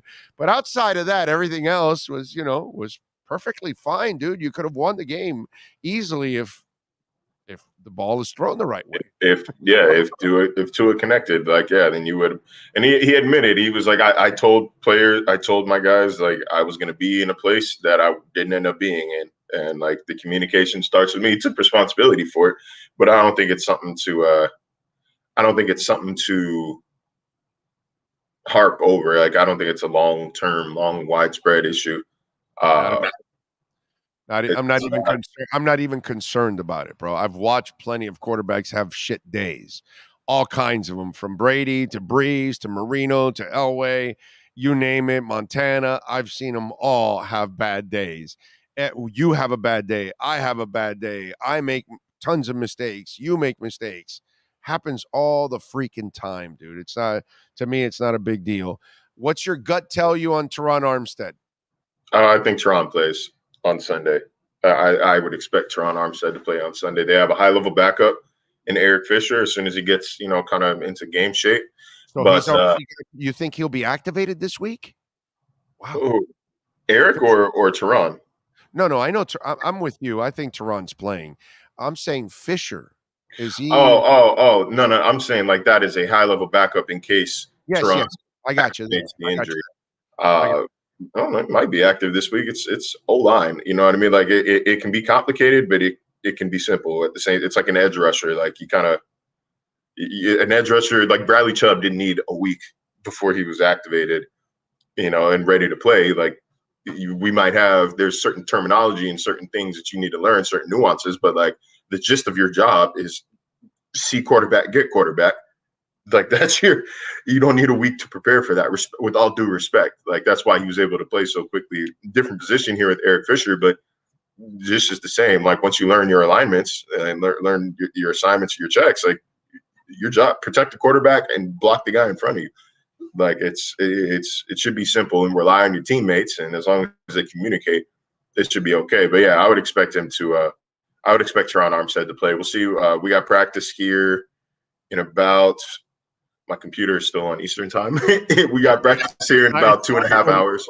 Yeah, it's 9:44. I was going to tell you right now. So yeah, my phone. I keep the computer time on Eastern so that when I'm writing, I know where my deadlines are. Right. But phone obviously automatically changes. But yeah, I think again, Teron Armstead plays. In my opinion, we'll see if he's out there today. The fact that he was limited yesterday was a big deal, considering he doesn't necessarily have to practice, in order to be game ready. So the fact that he was out there means he felt good enough to at least test it out.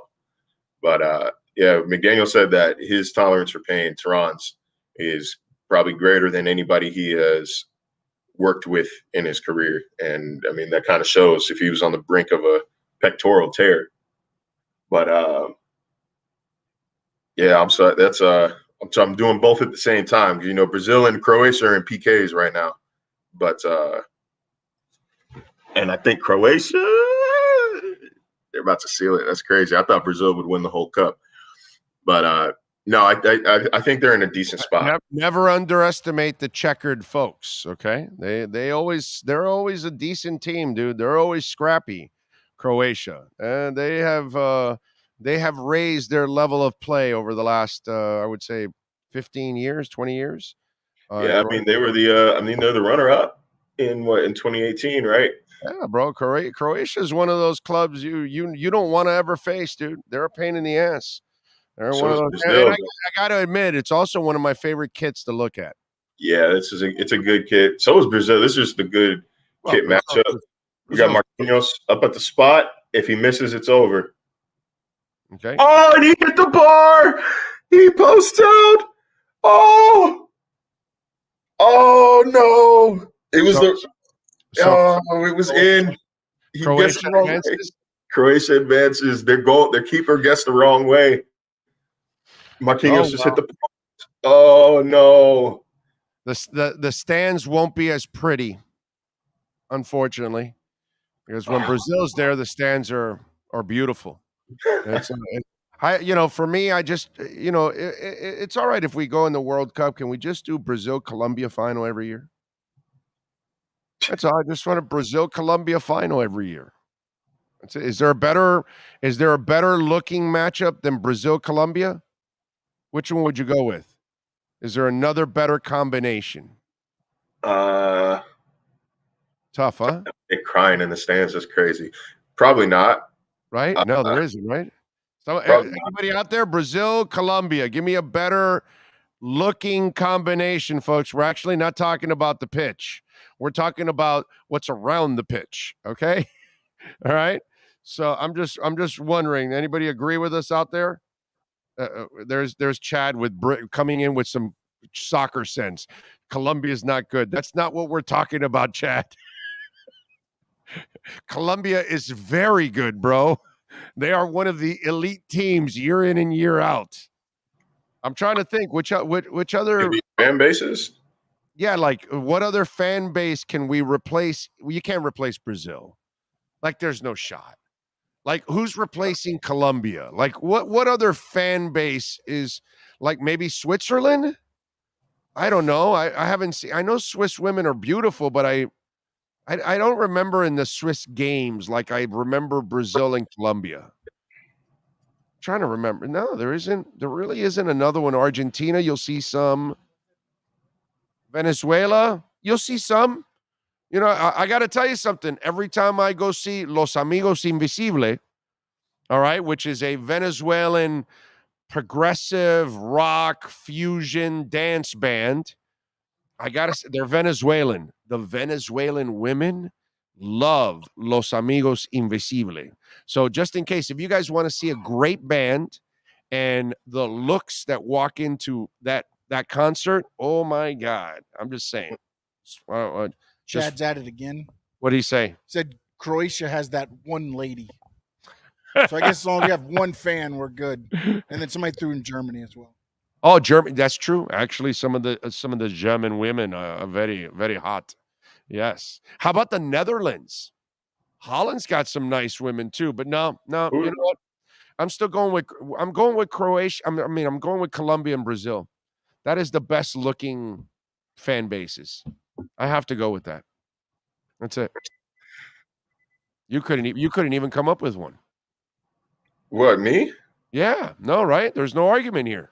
I said, yeah, that's fine. That one is cool. I don't know, maybe France, but yeah, some too, but no, not like Colombia and Brazil, bro. Yeah, we have to give it to Colombia. Sometimes you got to give people their due, bro, and you got to give Colombia and Brazil as the best looking ones out there. So there we go. All right, what do you got? What's your prediction this week? What happens? Does Tua come back really pissed this week and light it up? I got Dolphins winning. It was pin drop quiet in that locker room after the game, but the sense I've gotten from them ever since is that they're not down on themselves. They're not upset at themselves. They just realize why we blew an opportunity. It's time to bounce back. I think they do. They seem confident. They seem loose and relaxed in California. I've got Dolphins winning by at least 2 scores. And we're going to call it that. Everybody's going to have a good night on Sunday Night Football. No concerns about Tyreek illness or Waddle ankle or whatever the hell it is? Tyreek would have to be in the hospital for him not to play. Right. Waddle was upgraded yesterday to full. I think he'll be okay. I think they've been managing that injury.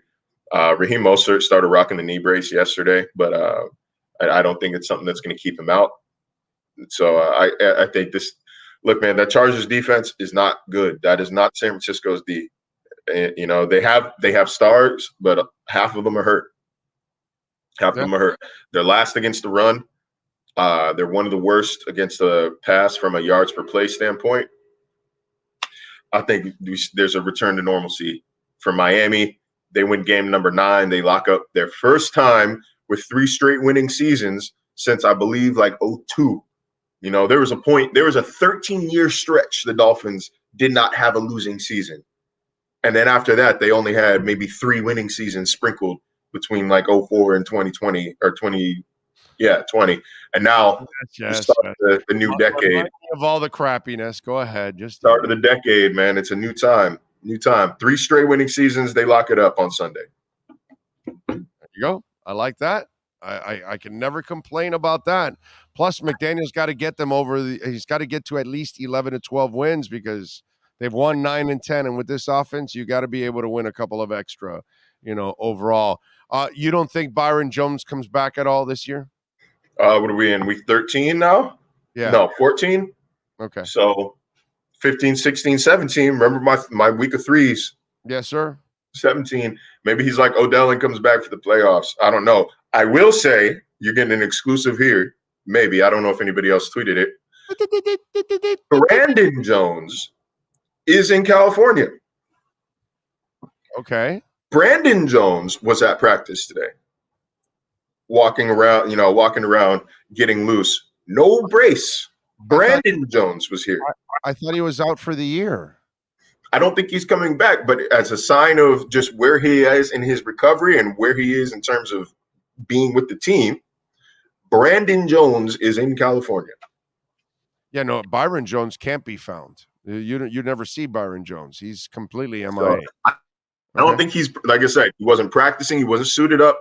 I saw him walking, doing laps around the field. And again, looked like he was just kind of like loosening that knee up a little bit, but no brace on it. No brace on it. Nice. Okay. We're a month and a half, 2 months out of surgery. I thought it's great to see from him, in terms of him making a full recovery in the future. But yeah, man, I was tweeting out B Jones. I see B Jones here at practice, and then correct it afterwards to say Brandon, but I didn't want to be an asshole. So right, it's Brandon Jones here. By the way, I thought it was really cool that Willie McGinnis was out there sharing some knowledge. I thought that was actually really, really cool on McDaniel's part to allow a guy like that, to go in there and share some knowledge. I like Willie McGinnis. He looks like a cool dude. Yeah, but all right, it's about time for me to beat some traffic, man. All right, get the hell out of here. We will catch up with you on Sunday night, my friend. Appreciate you. Yes, sir. See y'all then.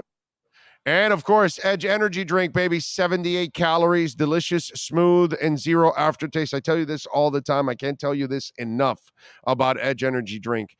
Take the challenge. Support our show, man. Support the great people that support us, John, and the great people at Edge. Edge is about to just explode. You're going to see it all over the place. This 2023 is going to be such an enormous year, and you're going to say, wow, I remember it all started off here on the show with Big O talking about Edge, and it's going to be a national brand, and it's going to just explode. I'm telling you, this is right on the brink of everything that's going to go on with Edge. Delicious, smooth, and zero aftertaste. 78 calories, folks, and you can order it right to your home, your office. You can't get it in stores, not yet at least. myedgedrink.com. That's myedgedrink.com. Only 78 calories. An amazing elixir. I love mixing it with Grey Goose. It is awesome. myedgedrink.com. You now have the edge on the Miami Dolphins with the Edge Energy Drink Miami Dolphins Report featuring ESPN's Marcel Louis-Jacques. Get the energy drink that's delicious and smooth with zero aftertaste. You can only order Edge Energy Drink at myedgedrink.com. That's myedgedrink.com. That EJD Construction is a proud sponsor of our program. And listen, Dade or Broward County, if you are looking for custom home construction, major home remodeling, or if you're looking to upgrade your roof, because a lot of folks here in South Florida, they've got some issues, man. If your roof is over 20 years old, there are insurance companies that are not renewing your policies because you've got to upgrade your roof. And so a lot of our listeners now are calling EJD Construction in Dade and Broward. I apologize. I did not, a lot of times in the commercials in the past, I would say South Florida, and I did not mention that they don't go all the way to Palm Beach. They do Dade and Broward counties. They're super busy, folks. They've got great business going on right now, and they're fixing a lot of these roofs right now. So if you need to upgrade your roof, so that way your insurance policy gets renewed, right? And you get a cheaper policy, by the way, because if they're willing to take a chance on the older roof, if you can even find a company like that, brother, they're going to charge you through the nose. So you're better off improving and modernizing that roof. All right. So call the great people at EJD Construction right now. 305-433-4843. There's a lot of people that are also adding rooms to their homes because their families are growing. You can do that too. You can build a second floor, an observation deck on top of your house. One of our listeners built an observation deck on top of his house. I think he has 2 floors, and on top of the second floor, he built an observation deck, which is just an absolutely cool thing to do. And you get to hang out there. He showed me the pictures. I thought that was awesome. I would actually like to do. I'd like to build a balcony for my bedroom. That would be awesome. That's the kind of stuff that I would like to do. But you can do all of those kind of things with EJD Construction. You're talking about a general contractor. They do it all. Custom home construction, major home remodeling. 305-433-4843. And they're fully insured, liability and workers' comp. So if anybody gets injured on your property, you will not get sued. They are fully insured. Listen, if you don't call EJD Construction or like our friends at Cutter's Edge Pro, please, whoever you hire, this is my one suggestion to you, okay? Don't hire somebody that's not fully insured. Because if they're not fully insured, they're putting you at risk, and you're the one that can get sued if something happens on your property. Please, if you ever hire anybody to work in your home, make sure they are fully insured, okay? And make sure they show you proof, not tell you, just tell you that they're full. No, they've got to show you that they're fully insured, okay? EJD Construction will do that. Cutter's Edge Pro will do that because they want to protect you, the customer. So call them, 305-433-4843. All right. We await Manny Navarro. He's going to be joining us. Manny was actually doing some stuff now, some access to some recruits. So maybe we'll get some extra info on what's going on because we got recruits leaving. We got recruits coming. It's all over the place, dude. I mean, it is crazy what's going on. What do you got? Remember, you're at 4. Yeah, I'm going to get there. I doubt it. I love the stupid stats, but all right, there was a college game yesterday. They're Division III. Okay. They took 111 shots in one game. Well, the UM game the other day, they were both scored 100. They were all 3-pointers. They took 111 3-pointers. They won the game 124-67. Holy crap. What did they shoot? They were 40 of 111. Okay. They were 51% in the second half, so they picked it up in the second half. Okay, so they shot really bad in the first half. Well, yeah. Okay. But still, overall, it wasn't a good percentage. But again, multiple threes are better than missing or hitting multiple twos, I guess. Yeah, and listen to this name because it might be the next Duncan Robinson, okay? Adam Phillips. Okay. He was 12 of 24 from the three-point line. Okay. All right. Just throwing it out there. By the way, they improved to 4-6 on the season. Oh. All right. And 4 points from the free throw line before everybody's like, how do you get the score without – they did shoot from free throw. But all the field goal shots were from the three-point line. By the way, some of you were, I guess, taking some taking it a little personal about talking about California and South Florida. By the way, we're only talking about driving. And we suck at driving. We suck more than they do. I've lived in Northern California, and I've been to Southern California several times, and I don't pop in for a day. I usually go for an entire week when I go to LA, and I drive all over. We suck at driving compared to them. Is traffic worse than here? Yes. Is it dirtier out there than it is here? Yes. Are there highways in worse shape than ours? Yes. Would I rather live there than here? Hell no. But do they have better weather? Hell yes. And do they have better drivers? Hell yes. You don't want to accept it? I'm sorry, man. But I've watched it, lived it, seen it, both of them. And yes. Okay, the weather is so much better in California than it is here because they have less humidity. As much as I love it here, dude, the humidity it sucks sometimes, dude. It is hot as a mofo here, man. I mean, today we're lucky that it's been overcast. Now it's starting to get a little sunny. So we've been, really comfortable here today. But yeah, it is what it is. I mean, they don't use the horn as a turn signal? Right. Antonio Ingram, thank you for the love on the super chat. Bart Scott, I really hate that guy. He is such a Dolphin hater. Like I told you, he's been wrong about Tua, so now he has to try to justify it in other ways. That's the defensive mechanism. Is Manny Navarro ready to go? Okay, and Knight, thank you for the love on the super chat. If Brandon was cleared, could he go late playoffs? I don't know. I wasn't it a torn knee ligament? I don't think he could ever get cleared for this year. That's why I found it weird. I thought he tore a knee ligament, so I don't think he can come back this year. I just think he's, progressing well. That's all. But I don't think you can put the wear and tear of play. I don't want him to play this year anymore if he tore a knee. Save him for next year, man. It sucks, but I'd rather have a healthy Brandon Jones and a future with Brandon Jones because he's a good pick, man. It's a good player. All right, let's what do you got for me? No, I'll find it during the thing. It's about now the thing is Tua's good because his receivers are so open. Because he hits more open receivers than anybody else in the league. That's it's just that's just stupidity. All right, let's go. Let's start hour number 4 already. And we are starting with Manny Navarro and our Canes Wear Miami Hurricanes report.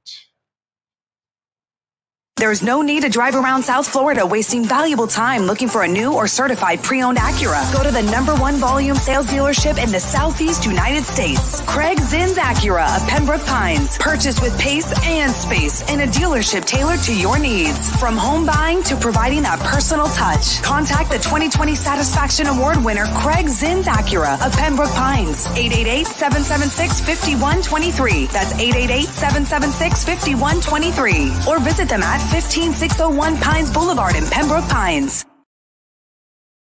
If you're a Miami sports fan, then there's only one store to go to, and that's Canes Wear at Miami Fanwear in Davie. They're your one-stop shop for all your inner Miami CF, Canes, Dolphins, Panthers, and Marlins merchandise. They have hats, t-shirts, game day jerseys, and so much more. Located at 2511 South University Drive in Davie, and open 24/7 online at caneswear.com or innermiamiwear.com. Call them at 954-835-5597. Canes Wear, the spot where inner Miami and all Miami sports fans shop. The viewpoints, statements, or beliefs expressed on the following program by the host, guests, or callers are not necessarily the opinions of FantasyAccess.com, Media Group Inc., ownership, management, sponsors, or website. Time for Canes fans to get what they want. Information, insight, and perspective. It's the Canes Wear Miami Hurricanes Report with Manny Navarro, exclusively on the Big O Radio Show. Here's Big O and insider Manny Navarro.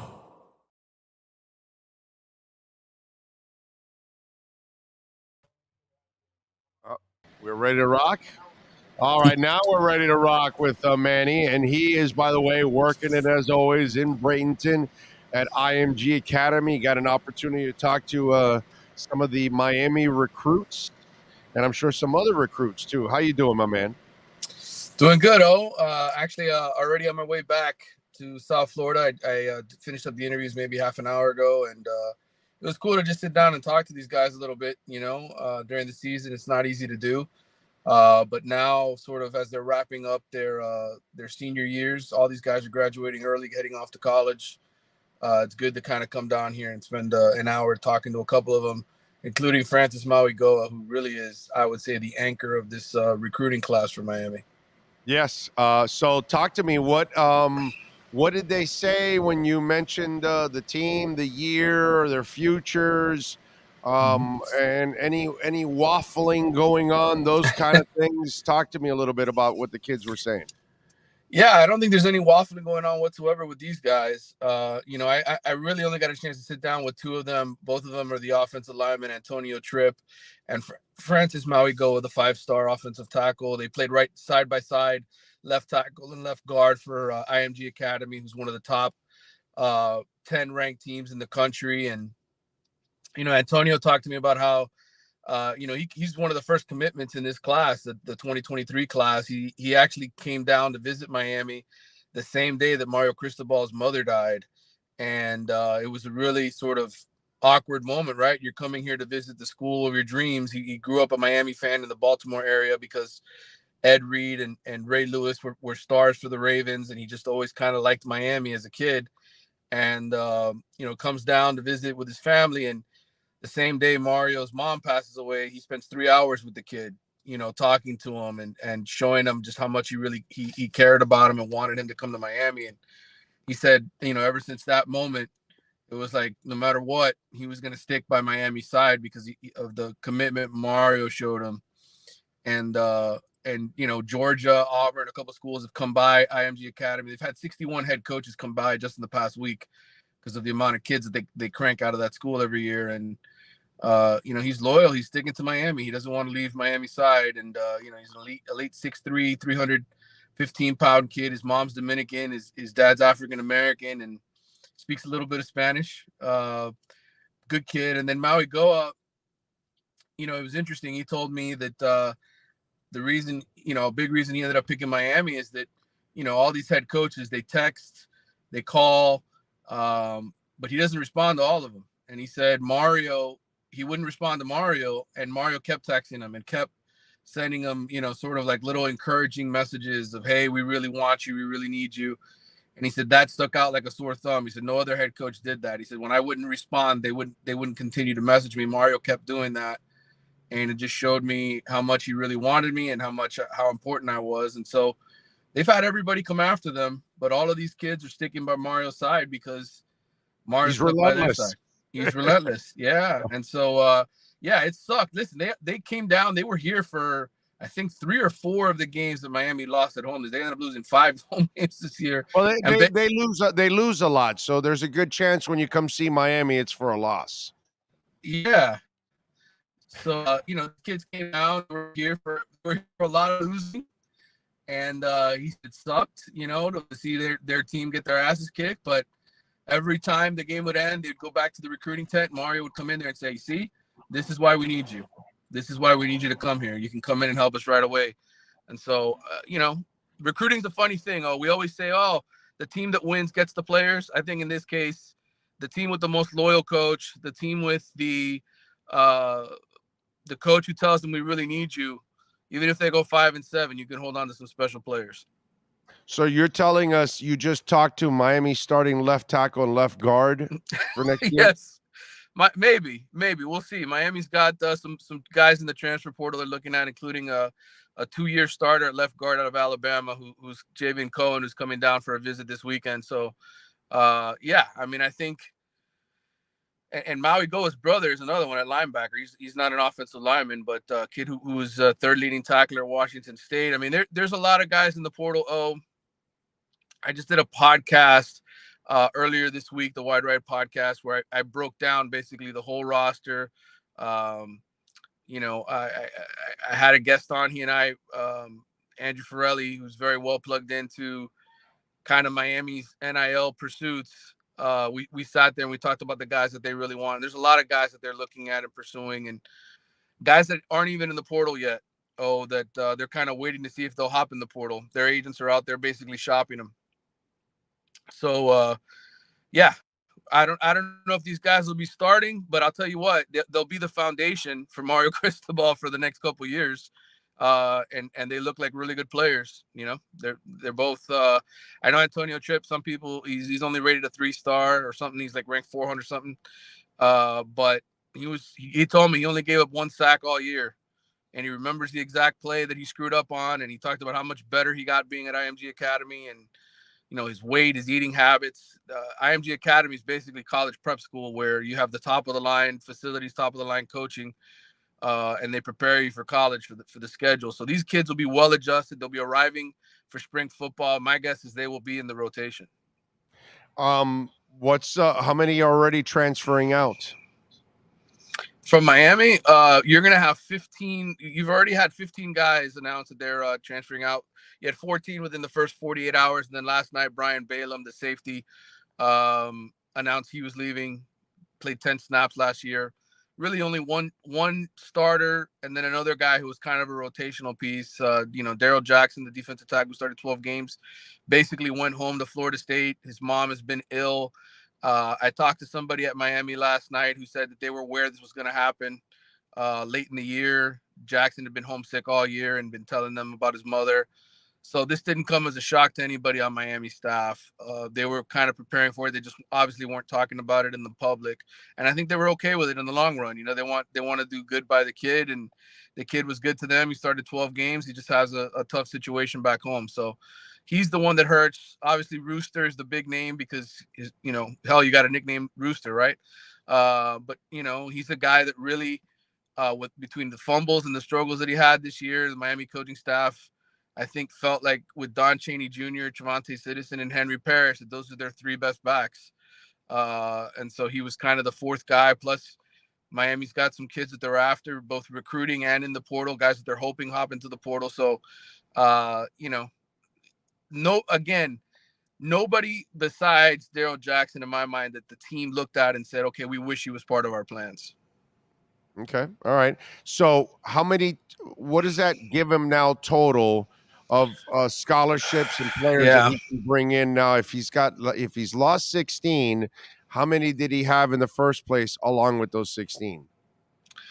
Well, 15. He's lost 15 now. I'm sorry, 15. And some of those guys were graduates that were part of the list of about 10, 11 graduates. I think they're up to about 25, 26 scholarships. I don't have the chart right in front of me. I had it last night. Ballpark is fine. Ballpark is fine. Yeah, about 20, 25 scholarships, 26 scholarships. And then, there's probably, I would say, at least another 7 to 8 guys that in my mind will be leaving or announcing that they're leaving. And I think part of this is, again, Mario trying to help them, place them somewhere else. Or potentially these kids just becoming students and no longer being student athlete. Miami can take them off of scholarship and pay for their schooling if they're close to graduating or whatever the instance is. So I think that's why you may not hear some of these guys being announced. They may just sort of disappear into oblivion, where all of a sudden they're not on the roster anymore. You're like, well, what happened? And Miami doesn't come out and tell you what happened, but they're just not on the roster anymore. So that could be the case. I think that everybody who went into the portal is obviously trying to find a home, but like I said, there could be other guys that just get taken off and just become students. All right. So we've mentioned this before, and you've explained it to us that if there's going to be any coaching changes, the way you'd like, or the way that you think Mario would like, is that a guy finds a home and then he kind of leaves, instead of being outright fired in his first year. Okay, great. Now, you are in the middle of recruiting kids. Part of the reason why you recruit some kids, some of them come because of your specific scheme, this specific coach. So, what is the cutoff date? What is the moment where you know that this staff is staying put for sure, and that he isn't going to make any changes, and they are going to keep Josh Gaddis? I mean, make any kind of changes. Well, when is that deadline? Some of it is just when contracts expire. Some of it could be through December 31st. Some of it could be through January 30th. It could be through February 15th, whatever the contract says, and whether or not the school that they're going to is willing to buy them out. A lot of this is contractual. Guys could already know where they're going and be in the process of making those plans. But until, the I's are dotted, the T's are crossed, and the paperwork is signed, and it becomes official, you won't see guys move. It's the way college football is. Guys are contractually obligated. And again, all of them have different deadlines. I'm not privy to whenever those contracts run through, but I would think that, again, unless the other school is paying off part of that, or they're just waiting for that contract to expire, you won't see those moves take place. Okay. All right. That's all right. Good stuff. All right. Well, then we shall wait and see what happens. By the way, did you think that the Florida kid should have declared for the draft, the quarterback? I didn't. No. I kind of view him as I do Jordan Travis in the sense that both of them are probably good college quarterbacks, but not necessarily. Yeah, but Jordan Travis improved as a passer. Like, every year he has shown you some growth. Richardson still is super green, dude. Like, but again, wow. you know, we don't know the financial situations of some of these kids. Some of these guys, you are correct. Yeah, may just want the lump sum signing bonus or whatever. And so it could be Frank Gore, right? I mean, Frank had the knee injuries. He was kind of out of shape. He really didn't achieve what you thought he would at the U, and so he left. Mom was diabetic. Rounder. Mom was on dialysis, and so he needed some money to start making a living, and he had to go. You're right. You're right. I remember that. I remember that. I think you know, every situation is different, and I don't criticize the kids nowadays. I mean, look, Florida. They got Jaden Rashada. They have other guys that they're trying to get through the transfer portal.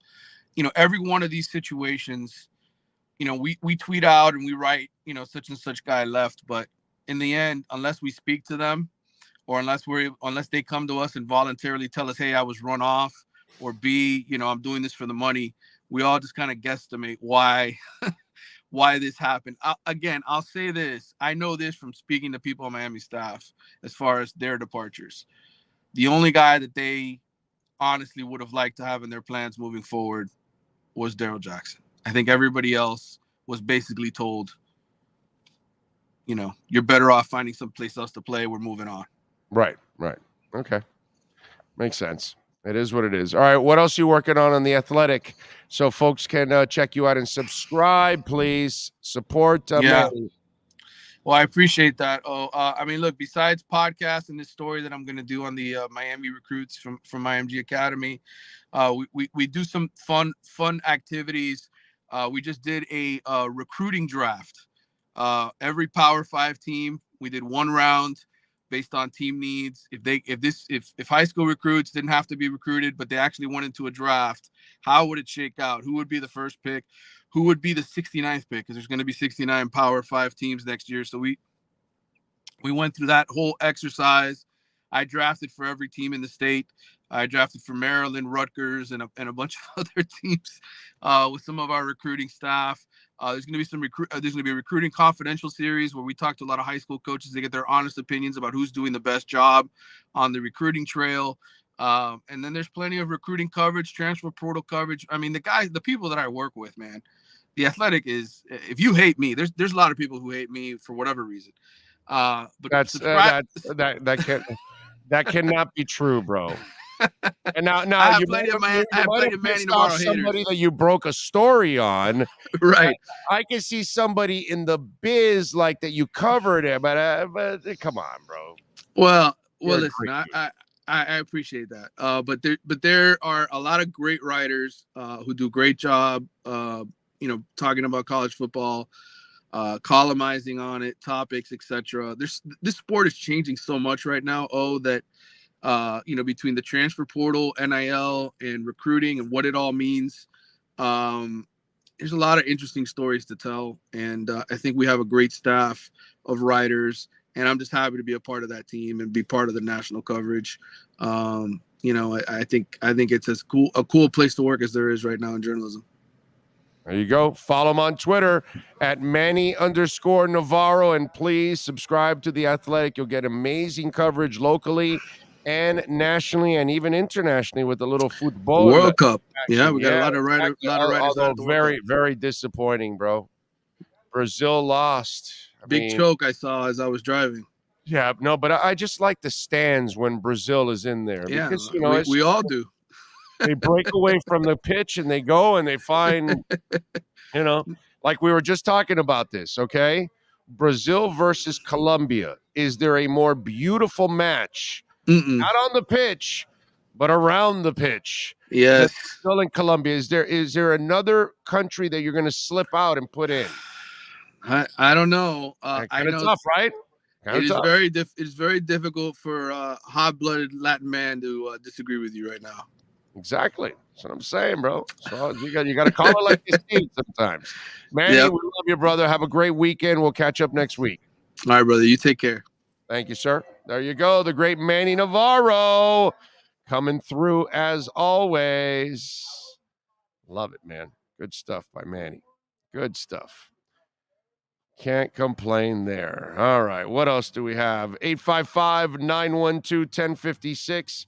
If you want to get in on the Welt and Rayom text line, that's 855-912-1056 on the Welt and Rayom text line. You can also reach out to us on Twitter. That's at Big O Show. Keep that going because that goes on all weekend, all throughout. It's 24 hours a day. That Twitter handle, it's like a 24-hour talk show. So make sure you keep a handle on that. As always, what else do we have going on in the world of sports? We've got the Heat tomorrow taking on the Spurs at 5 o'clock. Get to relax tomorrow.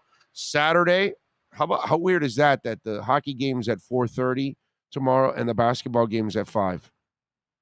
Is that some weird ass crap or what? I know, but like, can't they at least schedule one at 5 and one at 8? We have enough games that they both play on the same day at the same time at home, which then tears up our home audience because our home fans, some of them may have tickets to both and they can't go to both. Or if you want to sit there and watch both, like last night, I'm trying to watch the football game, the basketball game, and the hockey game.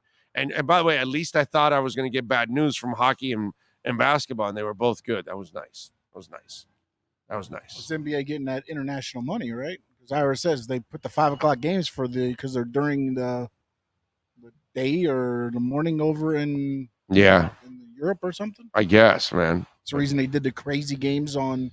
But I mean, both of them had to be on tomorrow at 4:30 and 5. I mean, really? What is that? A cruel joke, dude? To us? God, just give me one at 5, one at 8.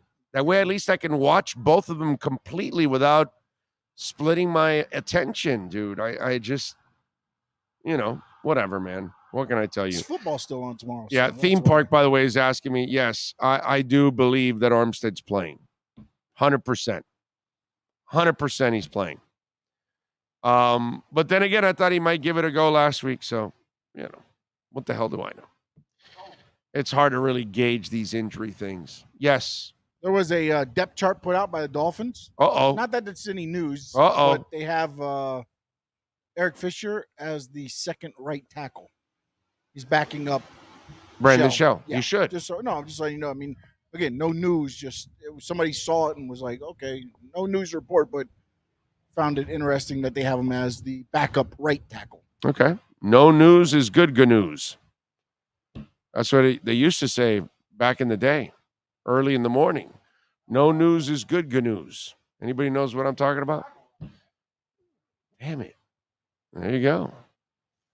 You know it. Everybody knows. Down at Fraggle Rock. Down at Fraggle Rock. Come on. Who doesn't love a little Fraggle Rock? That's what it's all about. Even Alarmo likes Fraggle Rock. Right, Alarmo? For me, it was Space Ghost, Fraggle Rock, into Championship Wrestling from Florida. Okay, that's where I went somewhere else. Yep. And then when Championship Wrestling from Florida ended, This Week in Baseball. Ah, yes, with Joe Garagiola. Yes. Yeah, of course. All right. Great Space Coaster with Gary Gnu. There you go. The Great Space Coaster. That's awesome. All right. We are out of here. We got to thank a lot of people, by the way. Ira Winderman, Cameron Wolf, Joe Shad, Scott Pianowski, Marcel Louis-Jacques, and Manny Navarro. If you missed any of those interviews, they will all be podcasted. They will all be put on video also. If you want to watch them on our YouTube channel, please subscribe to our YouTube channel. Please hit the like button before you get out. It is very important. Please visit our great sponsors like Nature B. Get powered every day. Boost that immune system. And by the way, we're giving away a free month and free shipping. You buy 2 months for $66. We give you the third month for free. That's 90 days of coverage and free shipping.